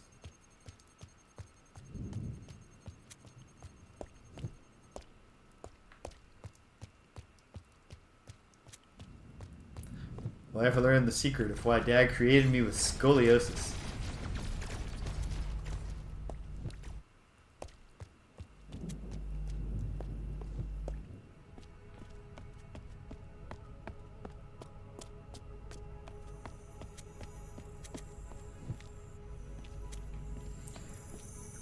In Mario Tennis, not the original, the next one, I can't remember what it was called, the one on GameCube, when Shy Guy wins a tournament, the Shy Guy victory screen is Shy Guy coming up to have his trophy presented to him by Luigi, and he trips, and he's got his back to the camera, but the Shy Guy looks up at Luigi and the mask is on the ground, and he grabs the mask and puts it back on, and Luigi's just got this like look like. And what I'm getting at here is I wonder if we have a similar thing going on with all the folks of the tower. Is there something incomprehensible about their faces? Probably not. It kind of seems like they just have a real kind of mask-based culture. But my father creator, did not want the stranger to fit with any particular sect. But he was like, it's just like, People are gonna freak out if they see a human face. So I will design my son so that he has a very, very large, stiff hood that permanently shadows his face.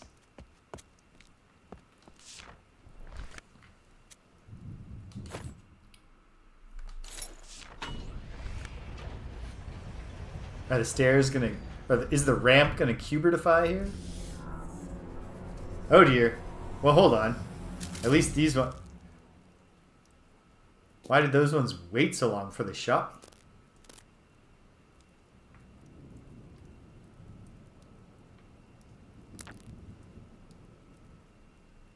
I'm aware of Loom as something I should probably be interested in checking out at some point. And I know it's got a lot of music puzzles. And that's all I know about Loom. So I'm not sure what you mean by the Loom rule. Okay. So was there some trick here? Oh. They zap me and then they disappear and then I can just go?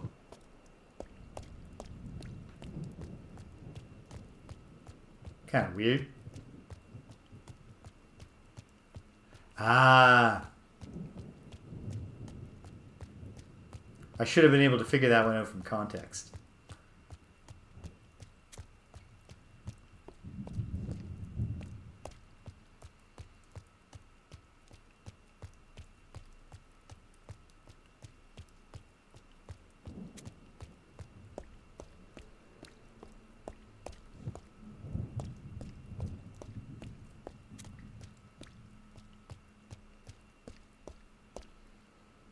I really felt the Nova Scotia accent there when I said context.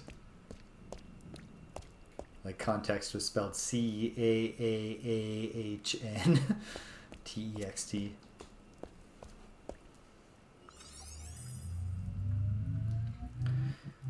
Maybe I'm just a little too sleepy because I didn't have enough coffee this morning. What's the plan, stranger? The end.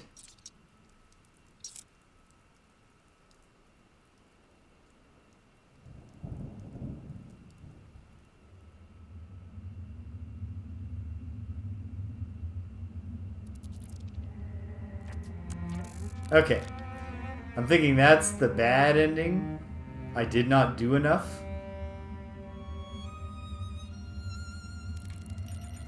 Oh no. Or is that just the ending? Did I miss something? What did I miss?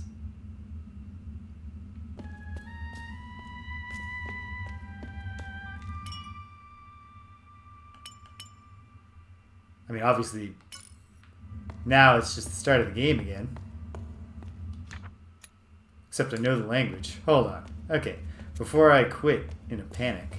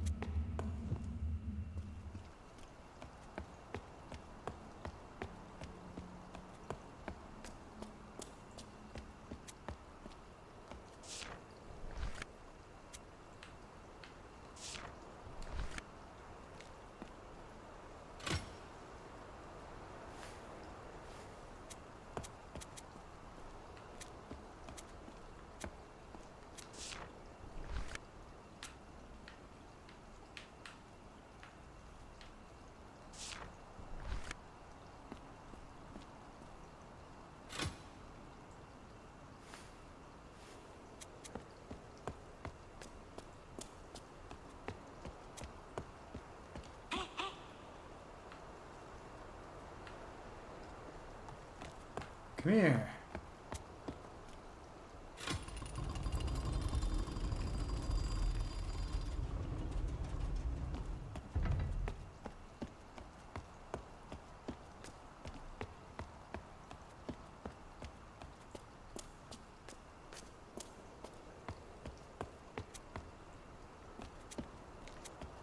Okay, thank you, young man. This isn't how the game originally started, so obviously I'm still experiencing something. I won't try to pretend I'm not confused, but I'm intrigued too.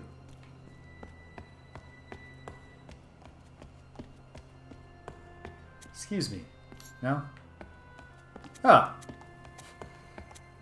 A much less compelling set of hieroglyphs here.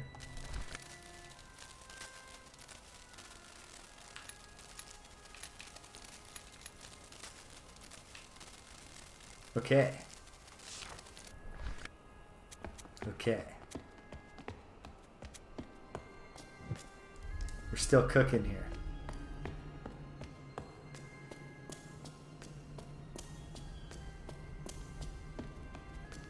I'm excited. And while in the context of a story that actually has clearly developed and communicated themes,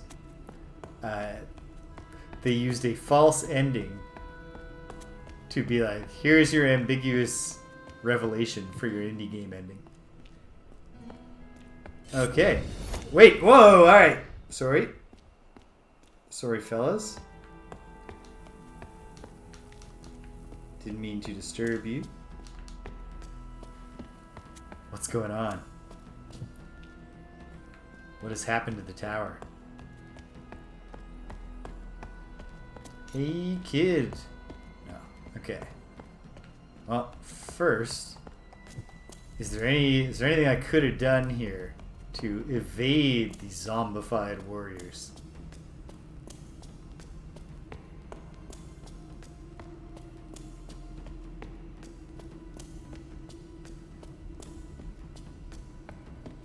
I hope I get a very clear sense of what the answer is. The impures making music. The warriors building the fortress. The chosen ones. The call. Oh yeah, that's when the warriors immigrated. Okay, no.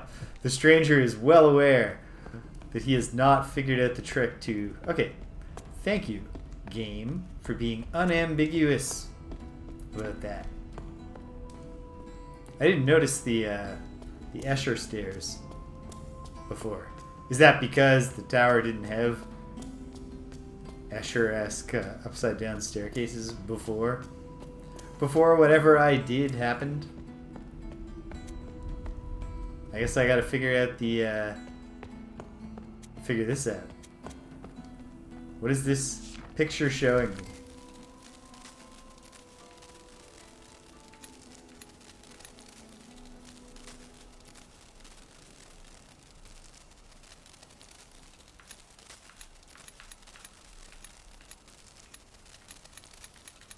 I mean, I don't have a word in the devotee language here. Or, sorry, in the warrior language for exile. But it's covering over part of the mural. Hold on. Is it the impures making music?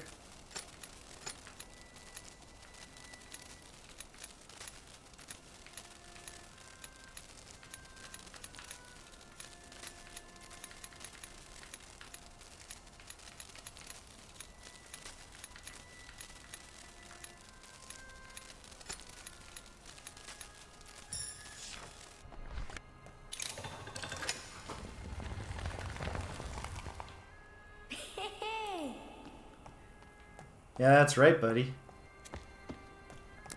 All you had to do was stop walking around looking at the word exile 4 different times, thinking it was going to reveal something to you, and explore the rest of the available area. Although I suppose the stranger might be the only one who has the special ability of getting killed by the zombie warriors, and then being like, well, I'll try this again. Idiot you are. Oh, what? Why? Because I ruined everything? Is that your complaint? I ignored how the bard said you shouldn't go seek enlightenment, and I went, and then I ruined everything? So now you think I'm stupid?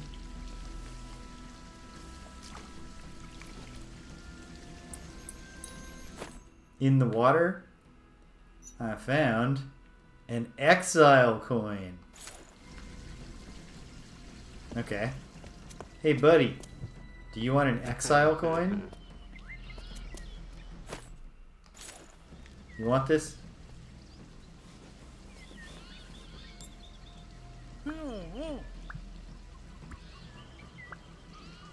You I don't like. A monster you are. A monster you are. A monster you are.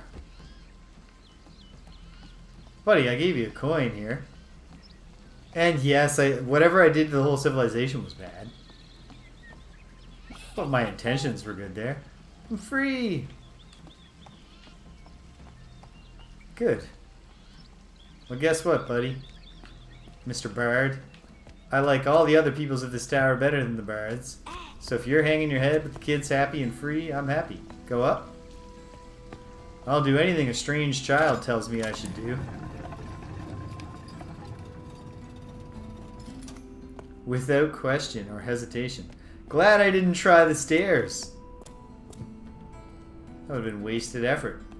Oh hey, it's the theater, except it's weird.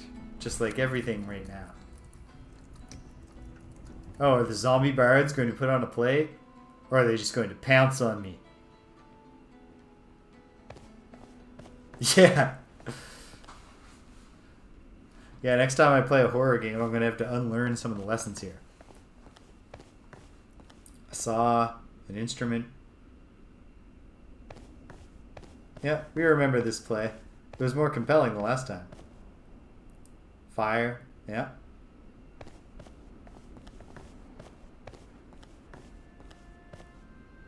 And a compass.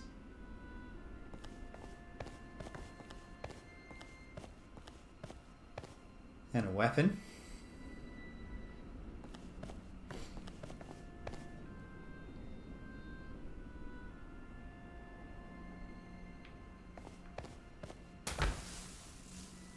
But an alchemist is here. Okay.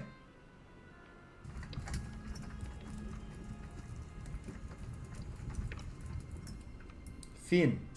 Alright, well. I don't get it. Now what? What does this say? Books. I don't see any books here. What's here? Yeah. Yeah, I know. I know the idiot bird sought the path. And that's a weapon he found, right?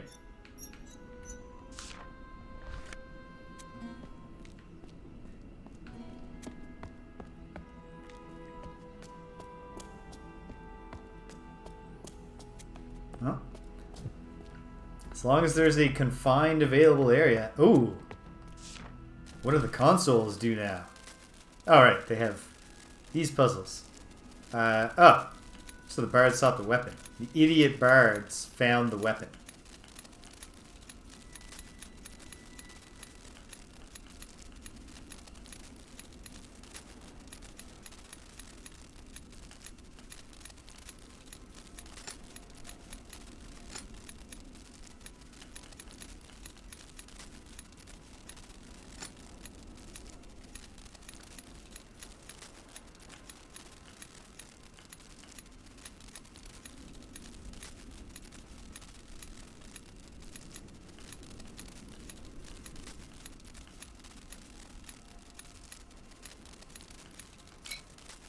No? Oh, God, it's bard language.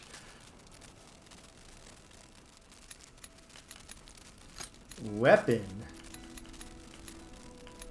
The idiot bard found. I think. I guess I have a very clear grammar reference I can go back and look at.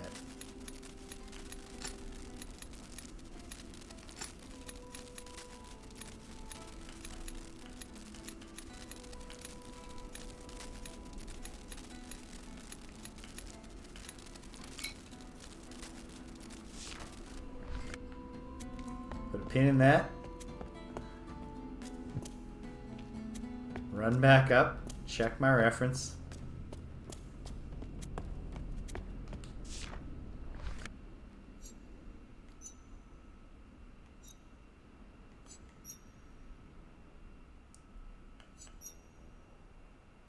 Yeah. Weapon the idiot bard found.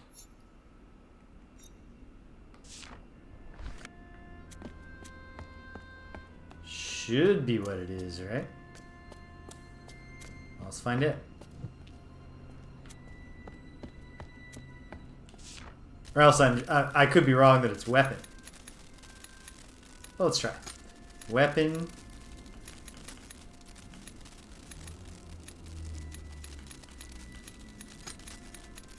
Idiot bird. Found. No. Is it the compass that he found at that point?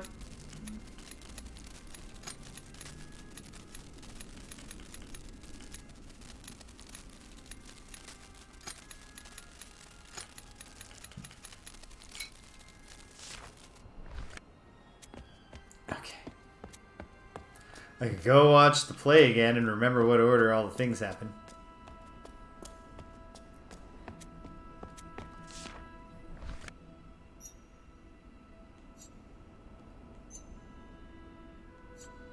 The saw he found, the path he saw it.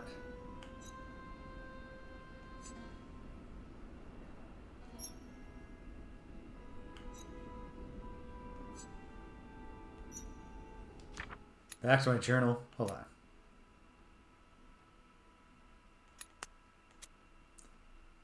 The path. Idiot bard found.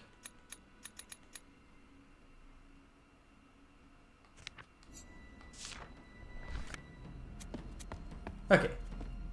So it's the first noun that I'm just not filling in the right thing for.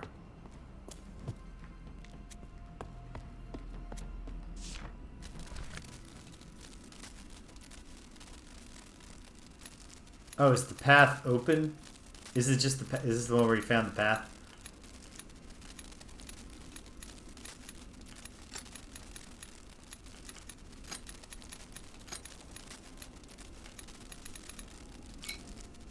No.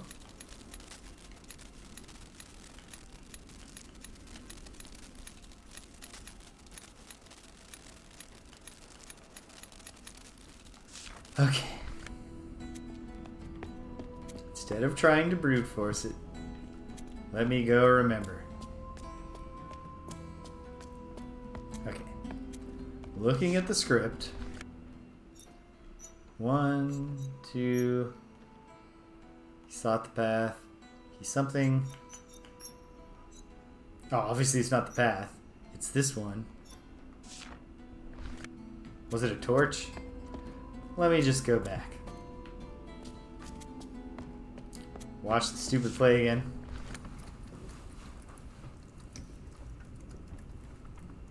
Alright, Mr. Bard. What do you got for me? You idiot. With your dunce cap on. The saw he found.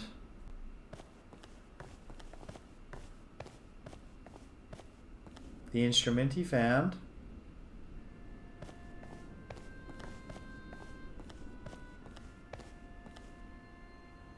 Torch or fire or light he found. Compass he found.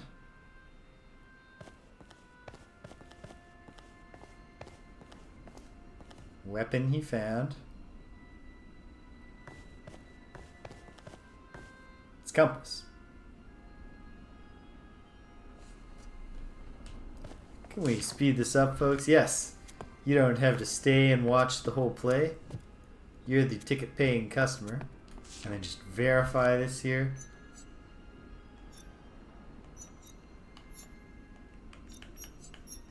I'm not actually verified at all. I think it was compass. Was the last thing he found before the path? Certainly the compass in my journey was the key to finding the path. Let's try it.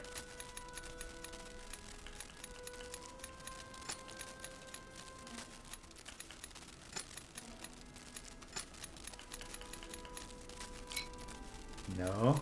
Is it the path the idiot bard sought?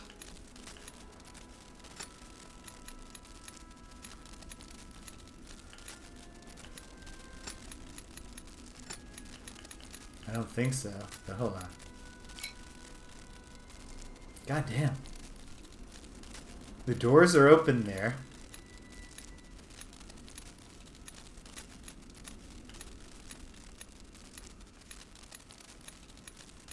They don't... When the doors opened...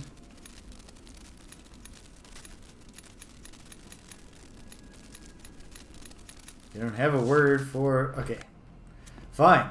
Gotta watch the whole play and remember, because the doors open, the scientist was there. Or the alchemist was there. Feels like this isn't hard.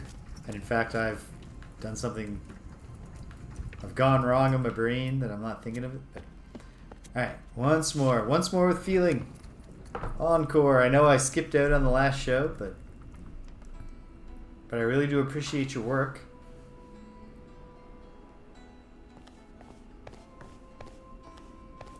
The saw he found. East he went. The instrument he found. Come on, buddy. The torch he found.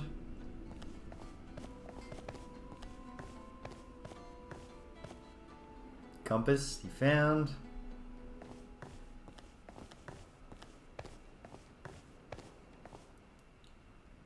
The weapon he found.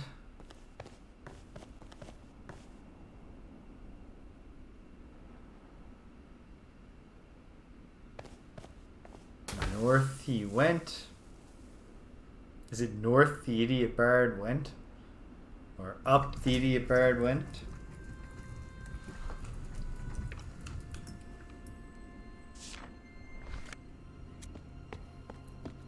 Let's go try something. Once more. Hey, the thing, whatever he... Okay, it's something that he found before he found the path.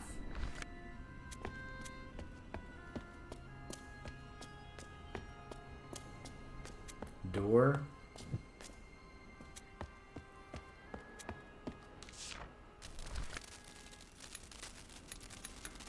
Well, do I have a... I must have a word for door.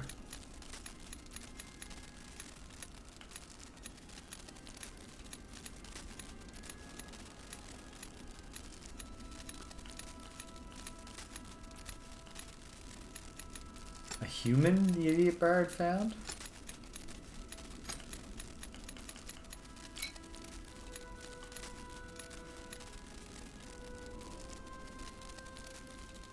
The doors are open and if he's going...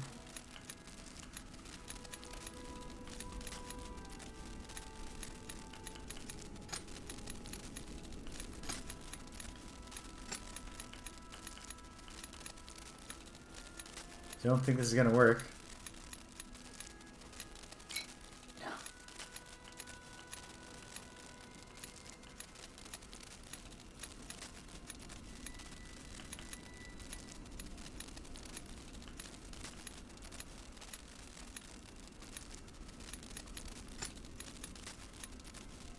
I tried. The path the idiot bard found.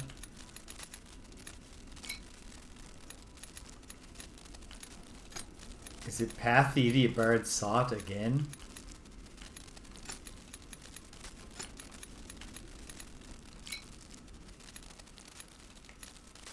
I don't think this is supposed to be hard. But I'm stymied.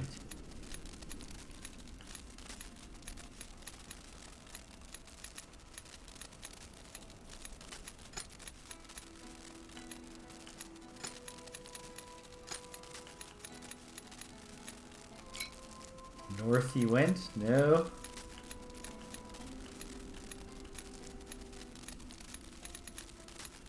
What's wrong with me? What am I missing? Okay.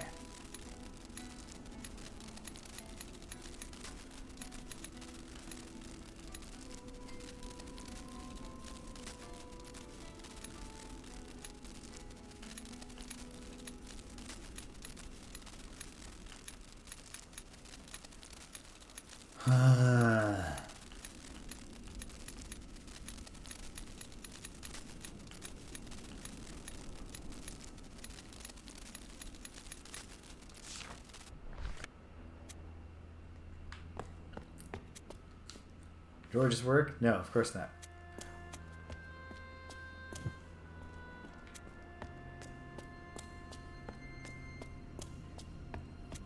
Alright. I am still clinging to the desire not to...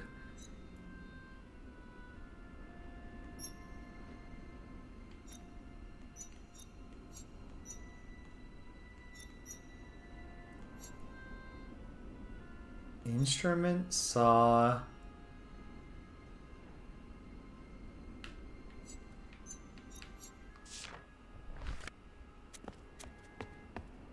Torch?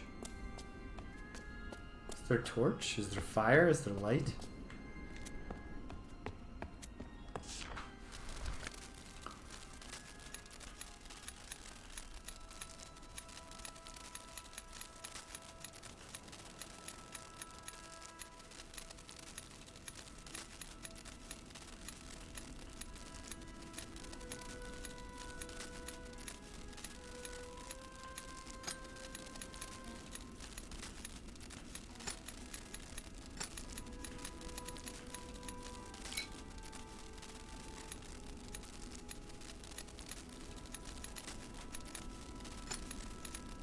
I know I just did this.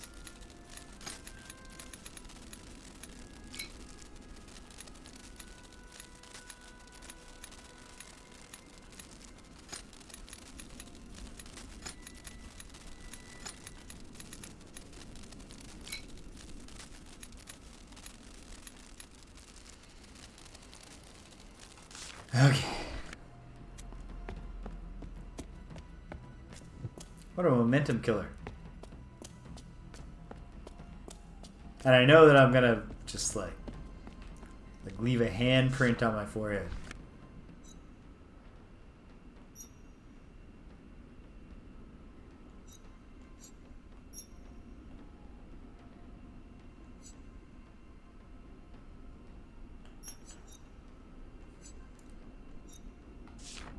What did this idiot find just before he found the path? Once more.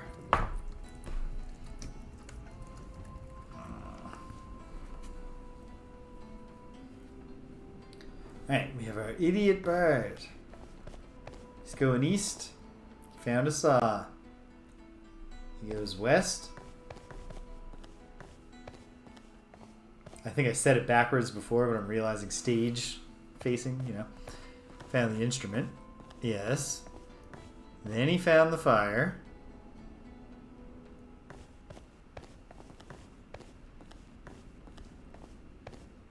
Then he found the compass, and then he found the weapon.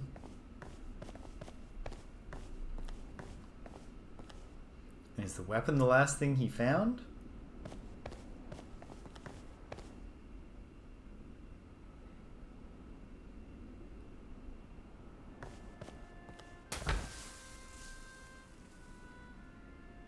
A brother the idiot bard found?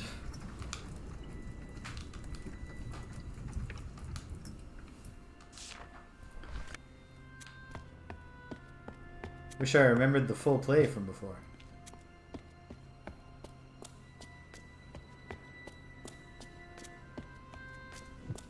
But if there's no word for alchemist, but when he opens the door he found a dude, and they seem happy to see each other.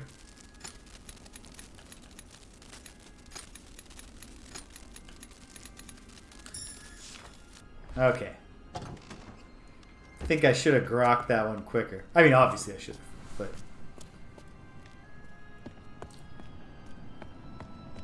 Weird. We came out of what was once the console there. What's going on in this benighted place?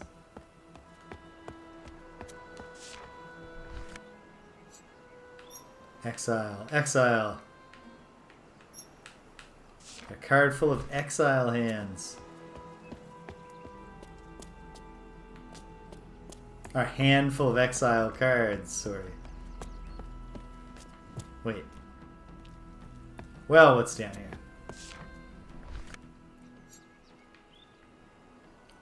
Yeah.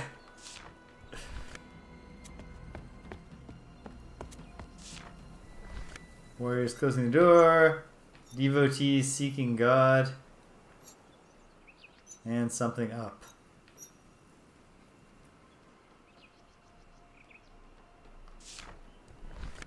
Devotees seeking God, go up. Now let's go up and see, because that's probably the next one.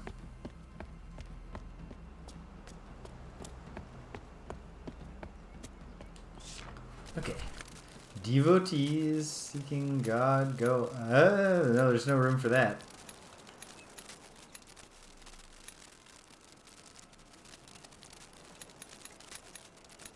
Well, hold on.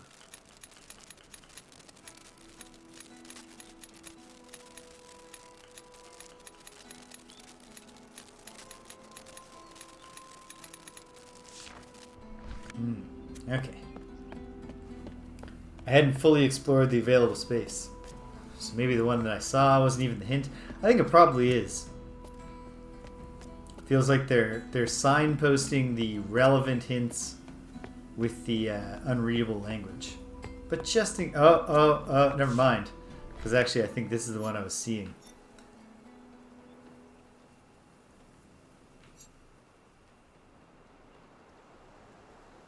Men... Something devotees. What do the men do with the devotees?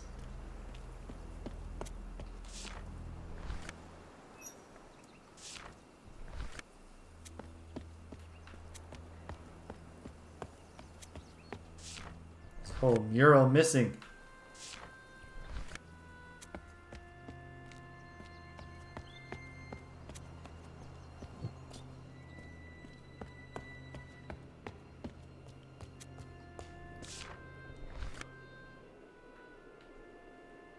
Okay.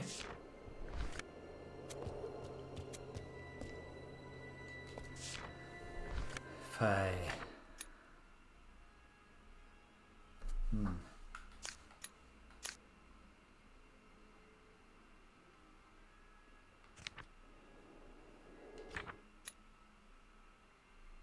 Oh, of course, it's the scientist. It's the alchemist language.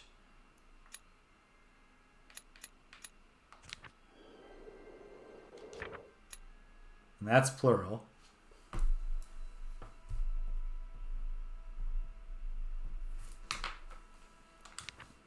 I bet I can find more of these things on the ground in this area. Well, let's see.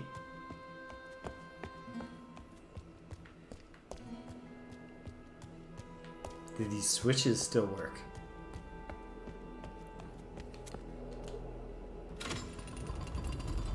Yes, but to what end? Well, maybe that one is to no end. And actually, I can't see why this one would be to any end either. So, well, walk amongst the rest of the available area.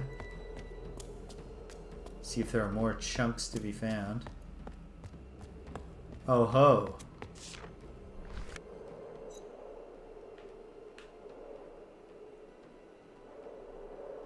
Scientists making potion or formula. Alchemists, sorry.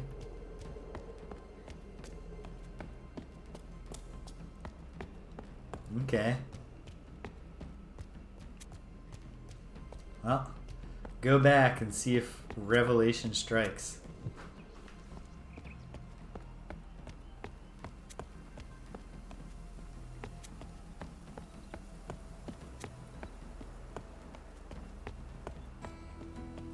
I have to answer in the scientist language, which makes me think maybe the one to solve here is the scientist mural, but I don't know that. I'm not 100% sure that that's a good reasoning.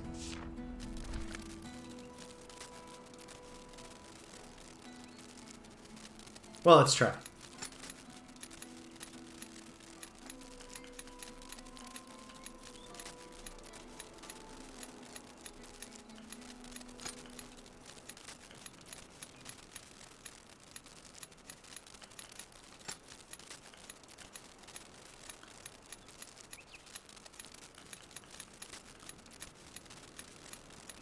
Make Alright, formula is definitely something they make, but hold on. Is there a more precise word? No. No. Okay, so what I should actually do here is note, okay, it's one where there are, sun rays on the right side. So let me go back and look at the murals and at least deduce which one I'm trying to decipher here. Not this one. Not this one. Not this one. Not this one. Possibly that one. Which is, okay. Did the Alchemist one over here have...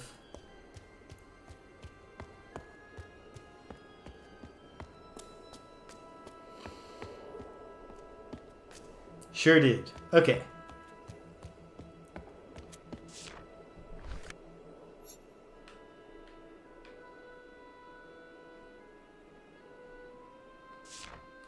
Great. So it's just, what are they making? Are they making transformation?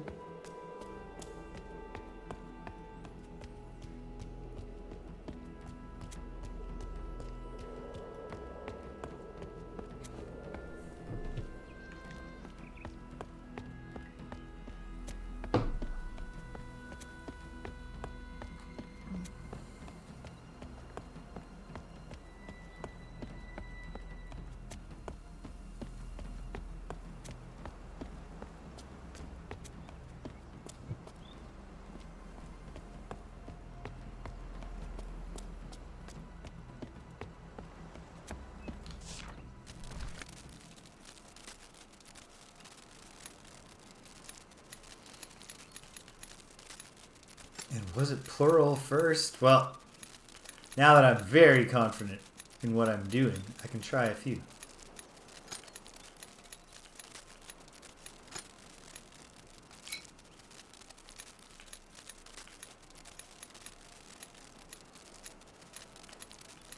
They're making...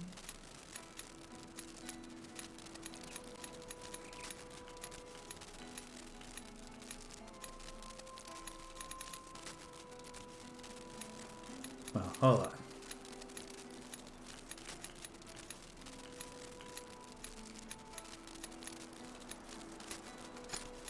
Alchemist, plural, making formula? Yeah. Hey, it's the scary face again. Ah! No.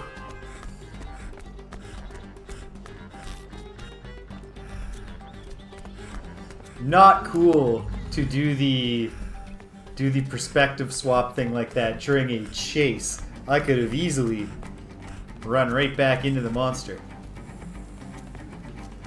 Oh, we're ushered now. What are you gonna do, buddy?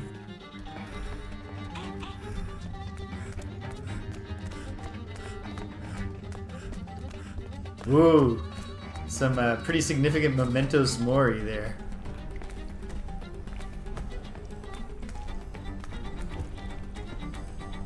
Damn it! Ah, it caught me.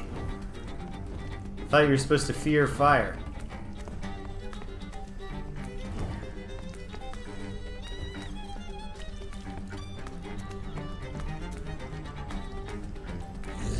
Ah, okay. Actually, this one is clearly on fire, so I guess that's why it's where it's getting its courage from. Not sure what I'm doing here. At least I'm buying myself some time to explore.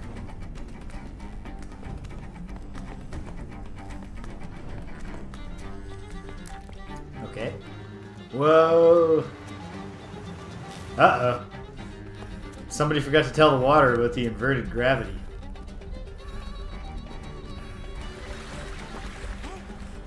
Ah! I knew he was going to come from in front of me. Good thing the kid was there with the gondola.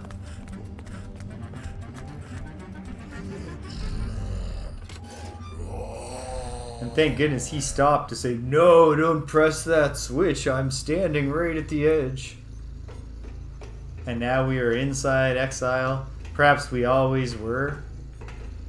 Oh, perhaps indeed we always were.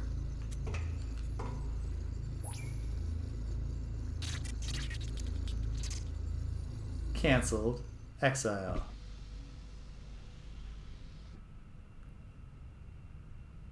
So when they zapped me and I got knocked unconscious, everything after that was Exile.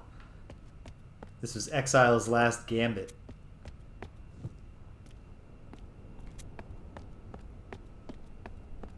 Well, how we doing now, team? Greetings! You stopped Exile. You revived my people. Could you have maybe, like, come and got me out of Exile? You know, one good turn deserves another. You helped my people. Exile is dead. Yes, but, folks, could we focus on the fact that... Or maybe I was going to say, you know, I was helping all the peoples of the tower. But maybe their point is also the same, right? You know, my people is now all of us. Not just the Anchorites, or just the bards, or just the warriors. Oh, hey, the screaming face of horror blasting its evil into the sky is shut down. So what I'm the most curious about is if I go up this zany slope. Yeah. This time I've actually gone up it. This is actually happening.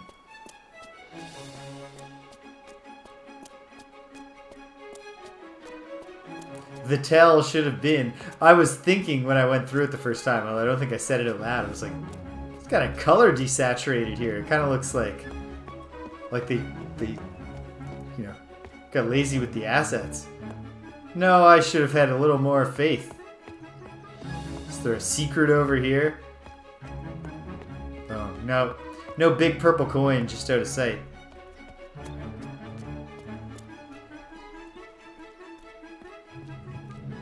Dun dun dun dun dun dun dun dun dun dun.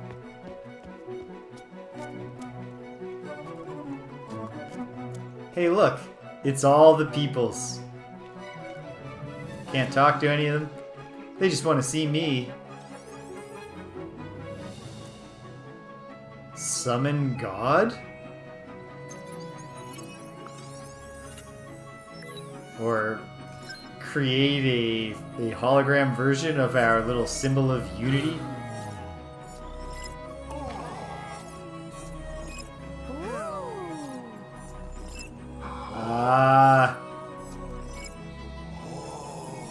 It's the glyphs for all of them, right?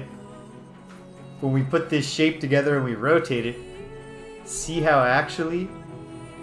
Now they're all like, did you know? Yeah, oh, okay, yeah, that's right. Then some new camera angles, which are very apropos here. Getting in close, circling among the people.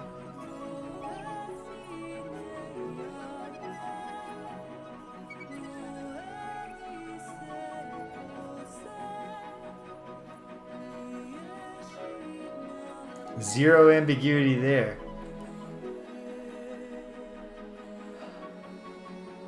The true ascension, the true enlightenment was realizing that we are one people.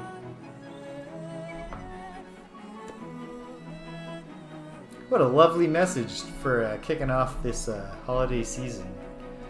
And, you know, maybe obviously some stuff in the world that is not really playing into the holiday season.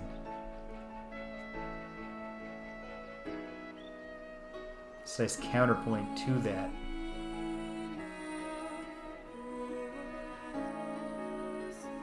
It's not so easy, right? In the real life.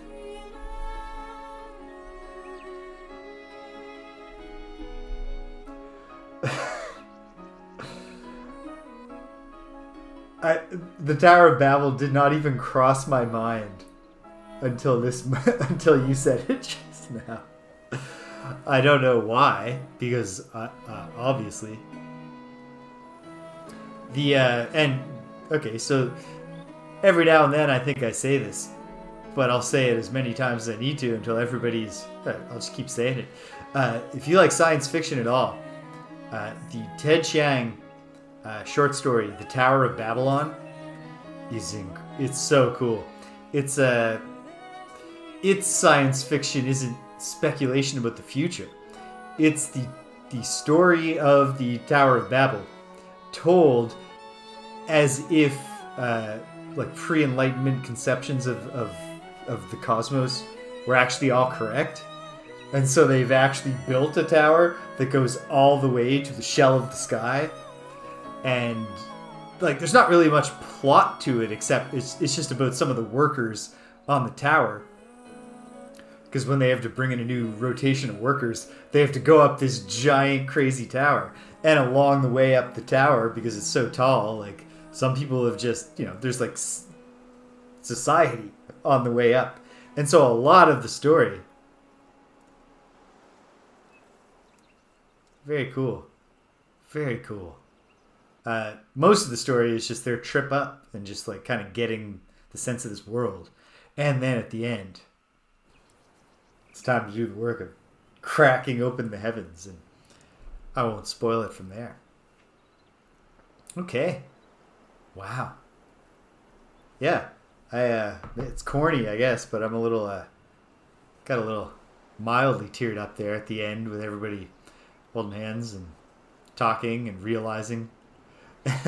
And that's clever because, like, obviously, as I was making the connections between them, you could see, like, oh yeah, see, we're drawing the connections. We're all connected.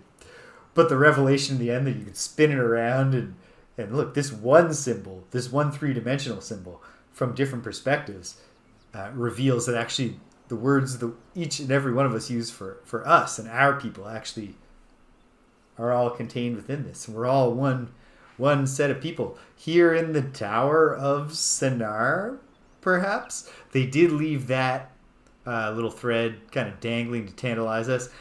Probably the tower is called Sennaar.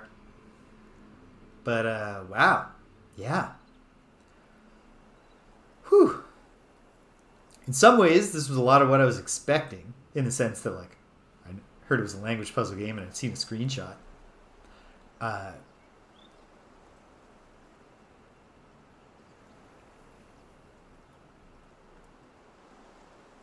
Yeah. Exactly. And it, yeah. Okay. Yeah. I was thinking it was just the words for each of them, but that makes more sense. God, duty, beauty, transformation, exile. Which is kind of like, what, like, shouldn't the Anchorites not like exile anymore? But all that said, came together. Hey, Xavery, I am glad that you came along and watched me do it.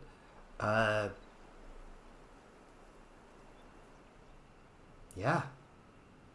In some ways, the game wasn't what I was expecting. I did think that maybe it would be more challenging. Maybe some of the puzzles would be harder, but that's not really a complaint, because even when I was like solving the puzzles very quickly, I was solving them while thinking like, what a clever puzzle, what a good design. And it did give, like, the bard section gave me a big thing where it was a lot of work to fill out the grammar, figure it out. I enjoyed the alchemist section too, with its numbers and like figuring out a bit of their science, I guess. And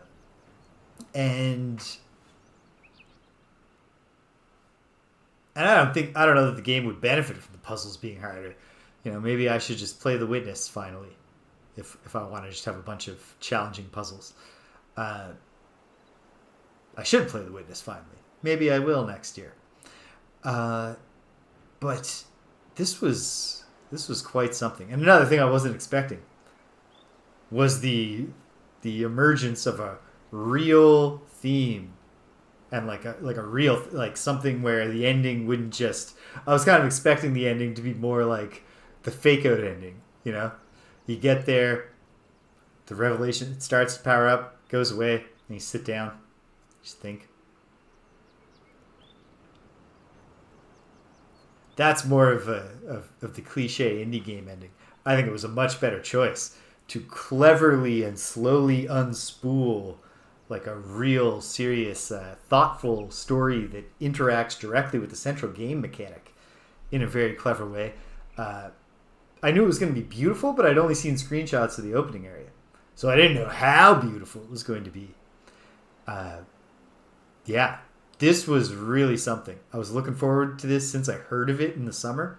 Had to get through those first 4 King's Quest games first, and then I did, and then boom. Like, this was really, really good. Okay, yeah, I should play The Witness at some point.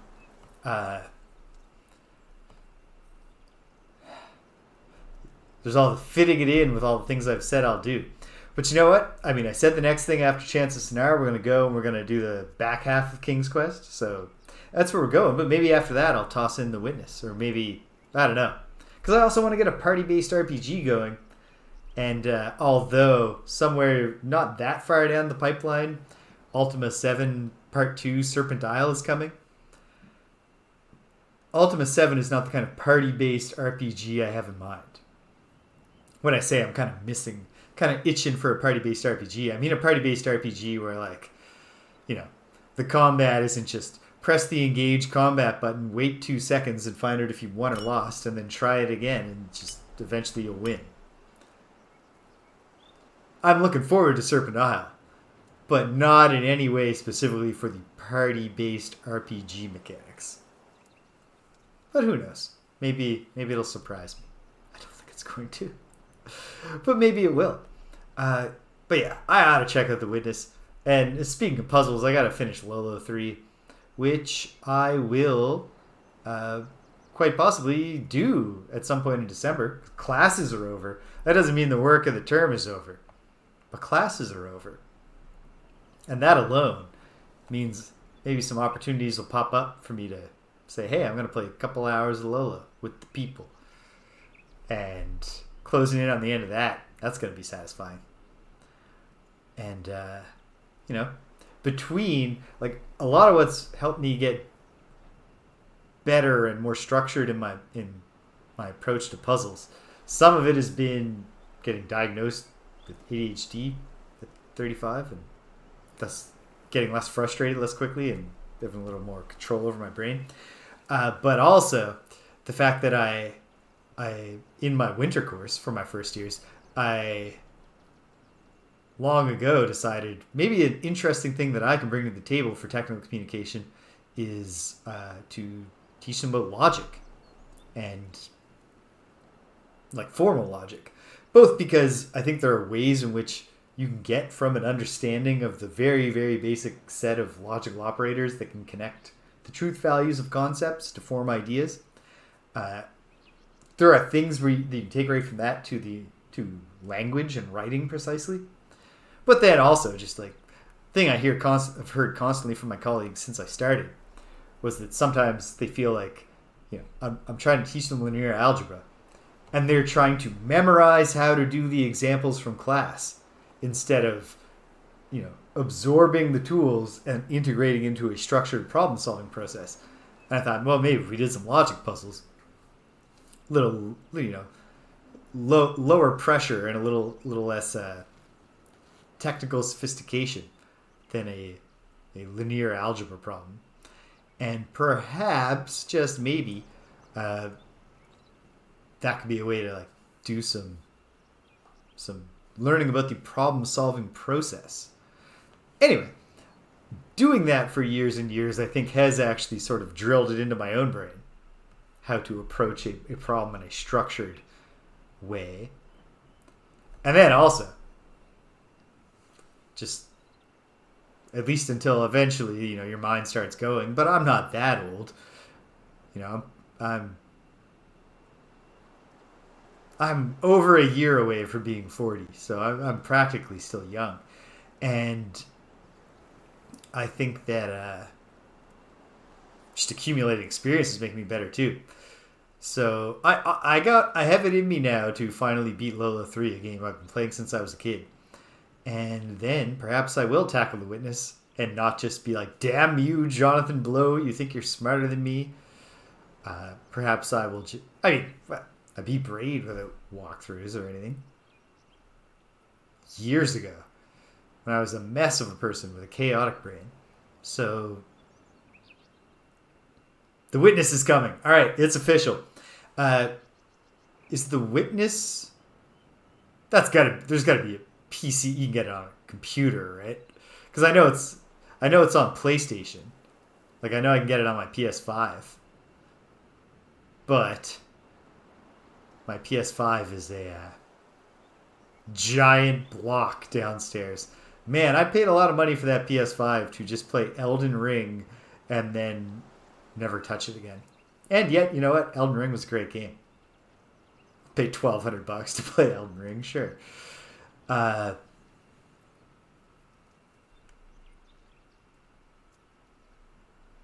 a very good chance that I will get to the witness and be like, I don't know why I put this off or ever felt like even mildly intimidated, because I am a smart guy who can solve puzzles.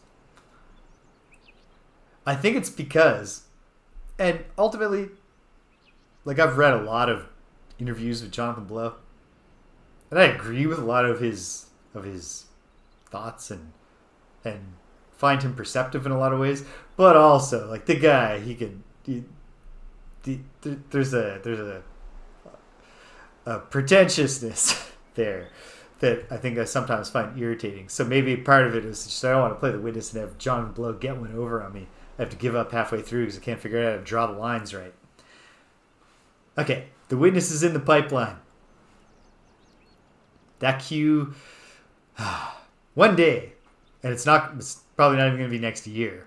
When I finally finish the remaining games in the Ultima series, I think that will really add a lot more flexibility, even though I have already committed to doing more stuff with the Ultima series after I finish the linear games, just because these ones, I think from Serpentile on, are going to get pretty long. Like everything I've heard about Serpentile suggests that it's just really padded. We'll see. Okay, so, all right, Chants of Sennaar. My final thoughts, like, I don't think I have anything that profound to say beyond what I've said. I love the puzzle-solving mechanic. Did a very good job of taking that little bit of Lucas Pope influence, the way that Return of the Oberdin gives you that journal or the logbook, and every now and then you've locked in enough that it confirms it for you, but it won't do it before then. That was a really good mechanic to bring to the Stranger's Journal. The aesthetics of this are beautiful. The plot actually turned out to be real and compelling, both from a narrative, just like the things that happen in sequence perspective, but also thematically, like it was resonant with my heart, but also like its narrative elements are in resonance or in harmony with its ludic or its gameplay elements, which I always like to see. Because I take video games very seriously, and I also take literature very seriously, to the extent that I take anything seriously. And it was fun to play. I don't think that the Switch really made sense for me as a venue to play it on, and yet it was a good port, and it worked just fine on the Switch, and I have no complaints. Even when I was using the on-screen keyboard, it was quick enough. So that was all very good. 10 out of 10. Would play again, although much like Return of the Oberdin, a game that I friggin' loved when I played it, gotta give it a large amount of time before I play it again, because I need to forget more of it. Like I couldn't fire it up again right now and get much out of it. This was great. I'm glad we took this breather. I'm also looking forward to getting back to King's Quest next Saturday. We'll see if I can do all the remaining King's Quest games. I think I can do those in a run too without getting weary and needing a break. But I'm really, really strongly thinking the next year when I finally get to Serpentile, Ultima 7 Part 2, that might be a game that I need to do in chunks with some other games dropped in between. We'll see. We'll see when we get there. But this was great. This was really, really fulfilling, rewarding. I'm glad that I took the time to play this. I'm grateful you all joined me. I hope you whether you watched it live or whether you're watching it on demand, although not sure how many people are. Would you believe the audience attracted to follow my YouTube channel for the stuff that I normally do doesn't necessarily all jump on when I'm like, and now let's play a modern game. But anyone who followed along, I hope you got something out of it. I hope you had fun. Hope you enjoyed it. It was a pleasure to have you here with me, either live or later on demand. And yeah, the Chants of Sennaar. 2 thumbs up. Although, the thing I think about whenever someone uses 2 thumbs up as a way to express their approval is that is not how the Siskel and Ebert rating system works. Each one of them just gives a thumbs up or a thumbs down. Well, this game was a thumbs up. This was great. Where are we going from here? Well, tomorrow we'll be back in that labyrinth of worlds for a little bit. It is tabletop RPG day again tomorrow. So, and I still got some papers I got to mark over this weekend. But we'll be in for a little bit in that labyrinth of worlds. Ultimate Underworld 2. I think it's going to be tough for anything in the game that lays ahead of me to top the experience last week. But we're going to find out. There's still some more worlds in that labyrinth that I haven't visited yet. There might even be one already available to me. So that's cool. And I got the Amethyst Rod, so I can finish the next quest in that part of the chain with Altara. So even if I only get like 90 minutes in, things will happen and we'll keep moving. On Tuesday, I am very confident that Greg and I will both be in great shape and we will be diving in. We're going to take one more crack at Streets of Rage 2 because that was a really fun game and I think we could beat it. And I was really frustrated with myself because when we made our second attempt trying to beat it, I switched to Max for my first continue, even though I'm not very good at playing Max and I got wiped out really quickly. I'm going to stick to Axel and Blaze, and we're going to see if we can beat it. And win or lose, we're then going to dive into the X-Men arcade game, which I remember very well from playing in the arcades as a child. And I feel comfortable saying we'll have fun, and there'll be some nice aesthetics, but the game will not have very much depth and will not take us long, and we'll beat it pretty quickly because it's an arcade game. We have unlimited quarters when we're playing it. And then there's only one more game in our first phase of the notable beat-em-ups through 1993, and that's the Simpsons arcade game, which I remember vividly seeing as a kid. I don't know that I ever really played very much of it at all. I'm looking forward to it. I find that early era of the Simpsons fascinating because there was just so much, external material, extra textual to the early seasons of the show that it just like by the time the Simpsons actually hit its heights both in popularity and in especially in quality, they weren't merchandising it and expanding it nearly as much. So I'm interested to see what the Simpsons game does with Simpsons lore, right? What the characters are up to. I know the plot, but I'm interested to see what that's all like. And then, Friday night, Frosthaven. We were in part 3 of our attempt at the Automaton Uprising scenario, and we're in a tight spot, but all hope is not lost. All hope is not lost. We could pull this out yet. We're not necessarily going to, but we could. So we're going to try to do that, and we'll see how it goes.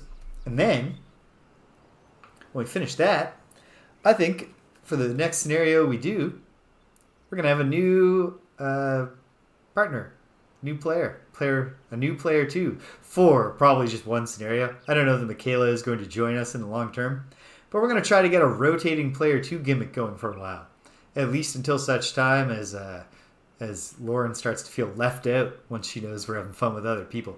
And then we get our Lauren back. Maybe we're baiting the trap by bringing in Michaela and maybe get Danielle to play with us sometime in the new year. Who knows? And then it's Saturday. Before you know it, a whole week will have gone by, and we will be playing King's Quest V. Absence Makes the Heart Go Yonder. Although I've never beaten that game or even got very far in it, it is the King's Quest game I know the most about, even though I have beaten, with my buddy, long ago. King's Quest 6, I don't remember a freaking thing about that. But King's Quest 5 was a real big deal when I was a lad. And probably when many of you were young.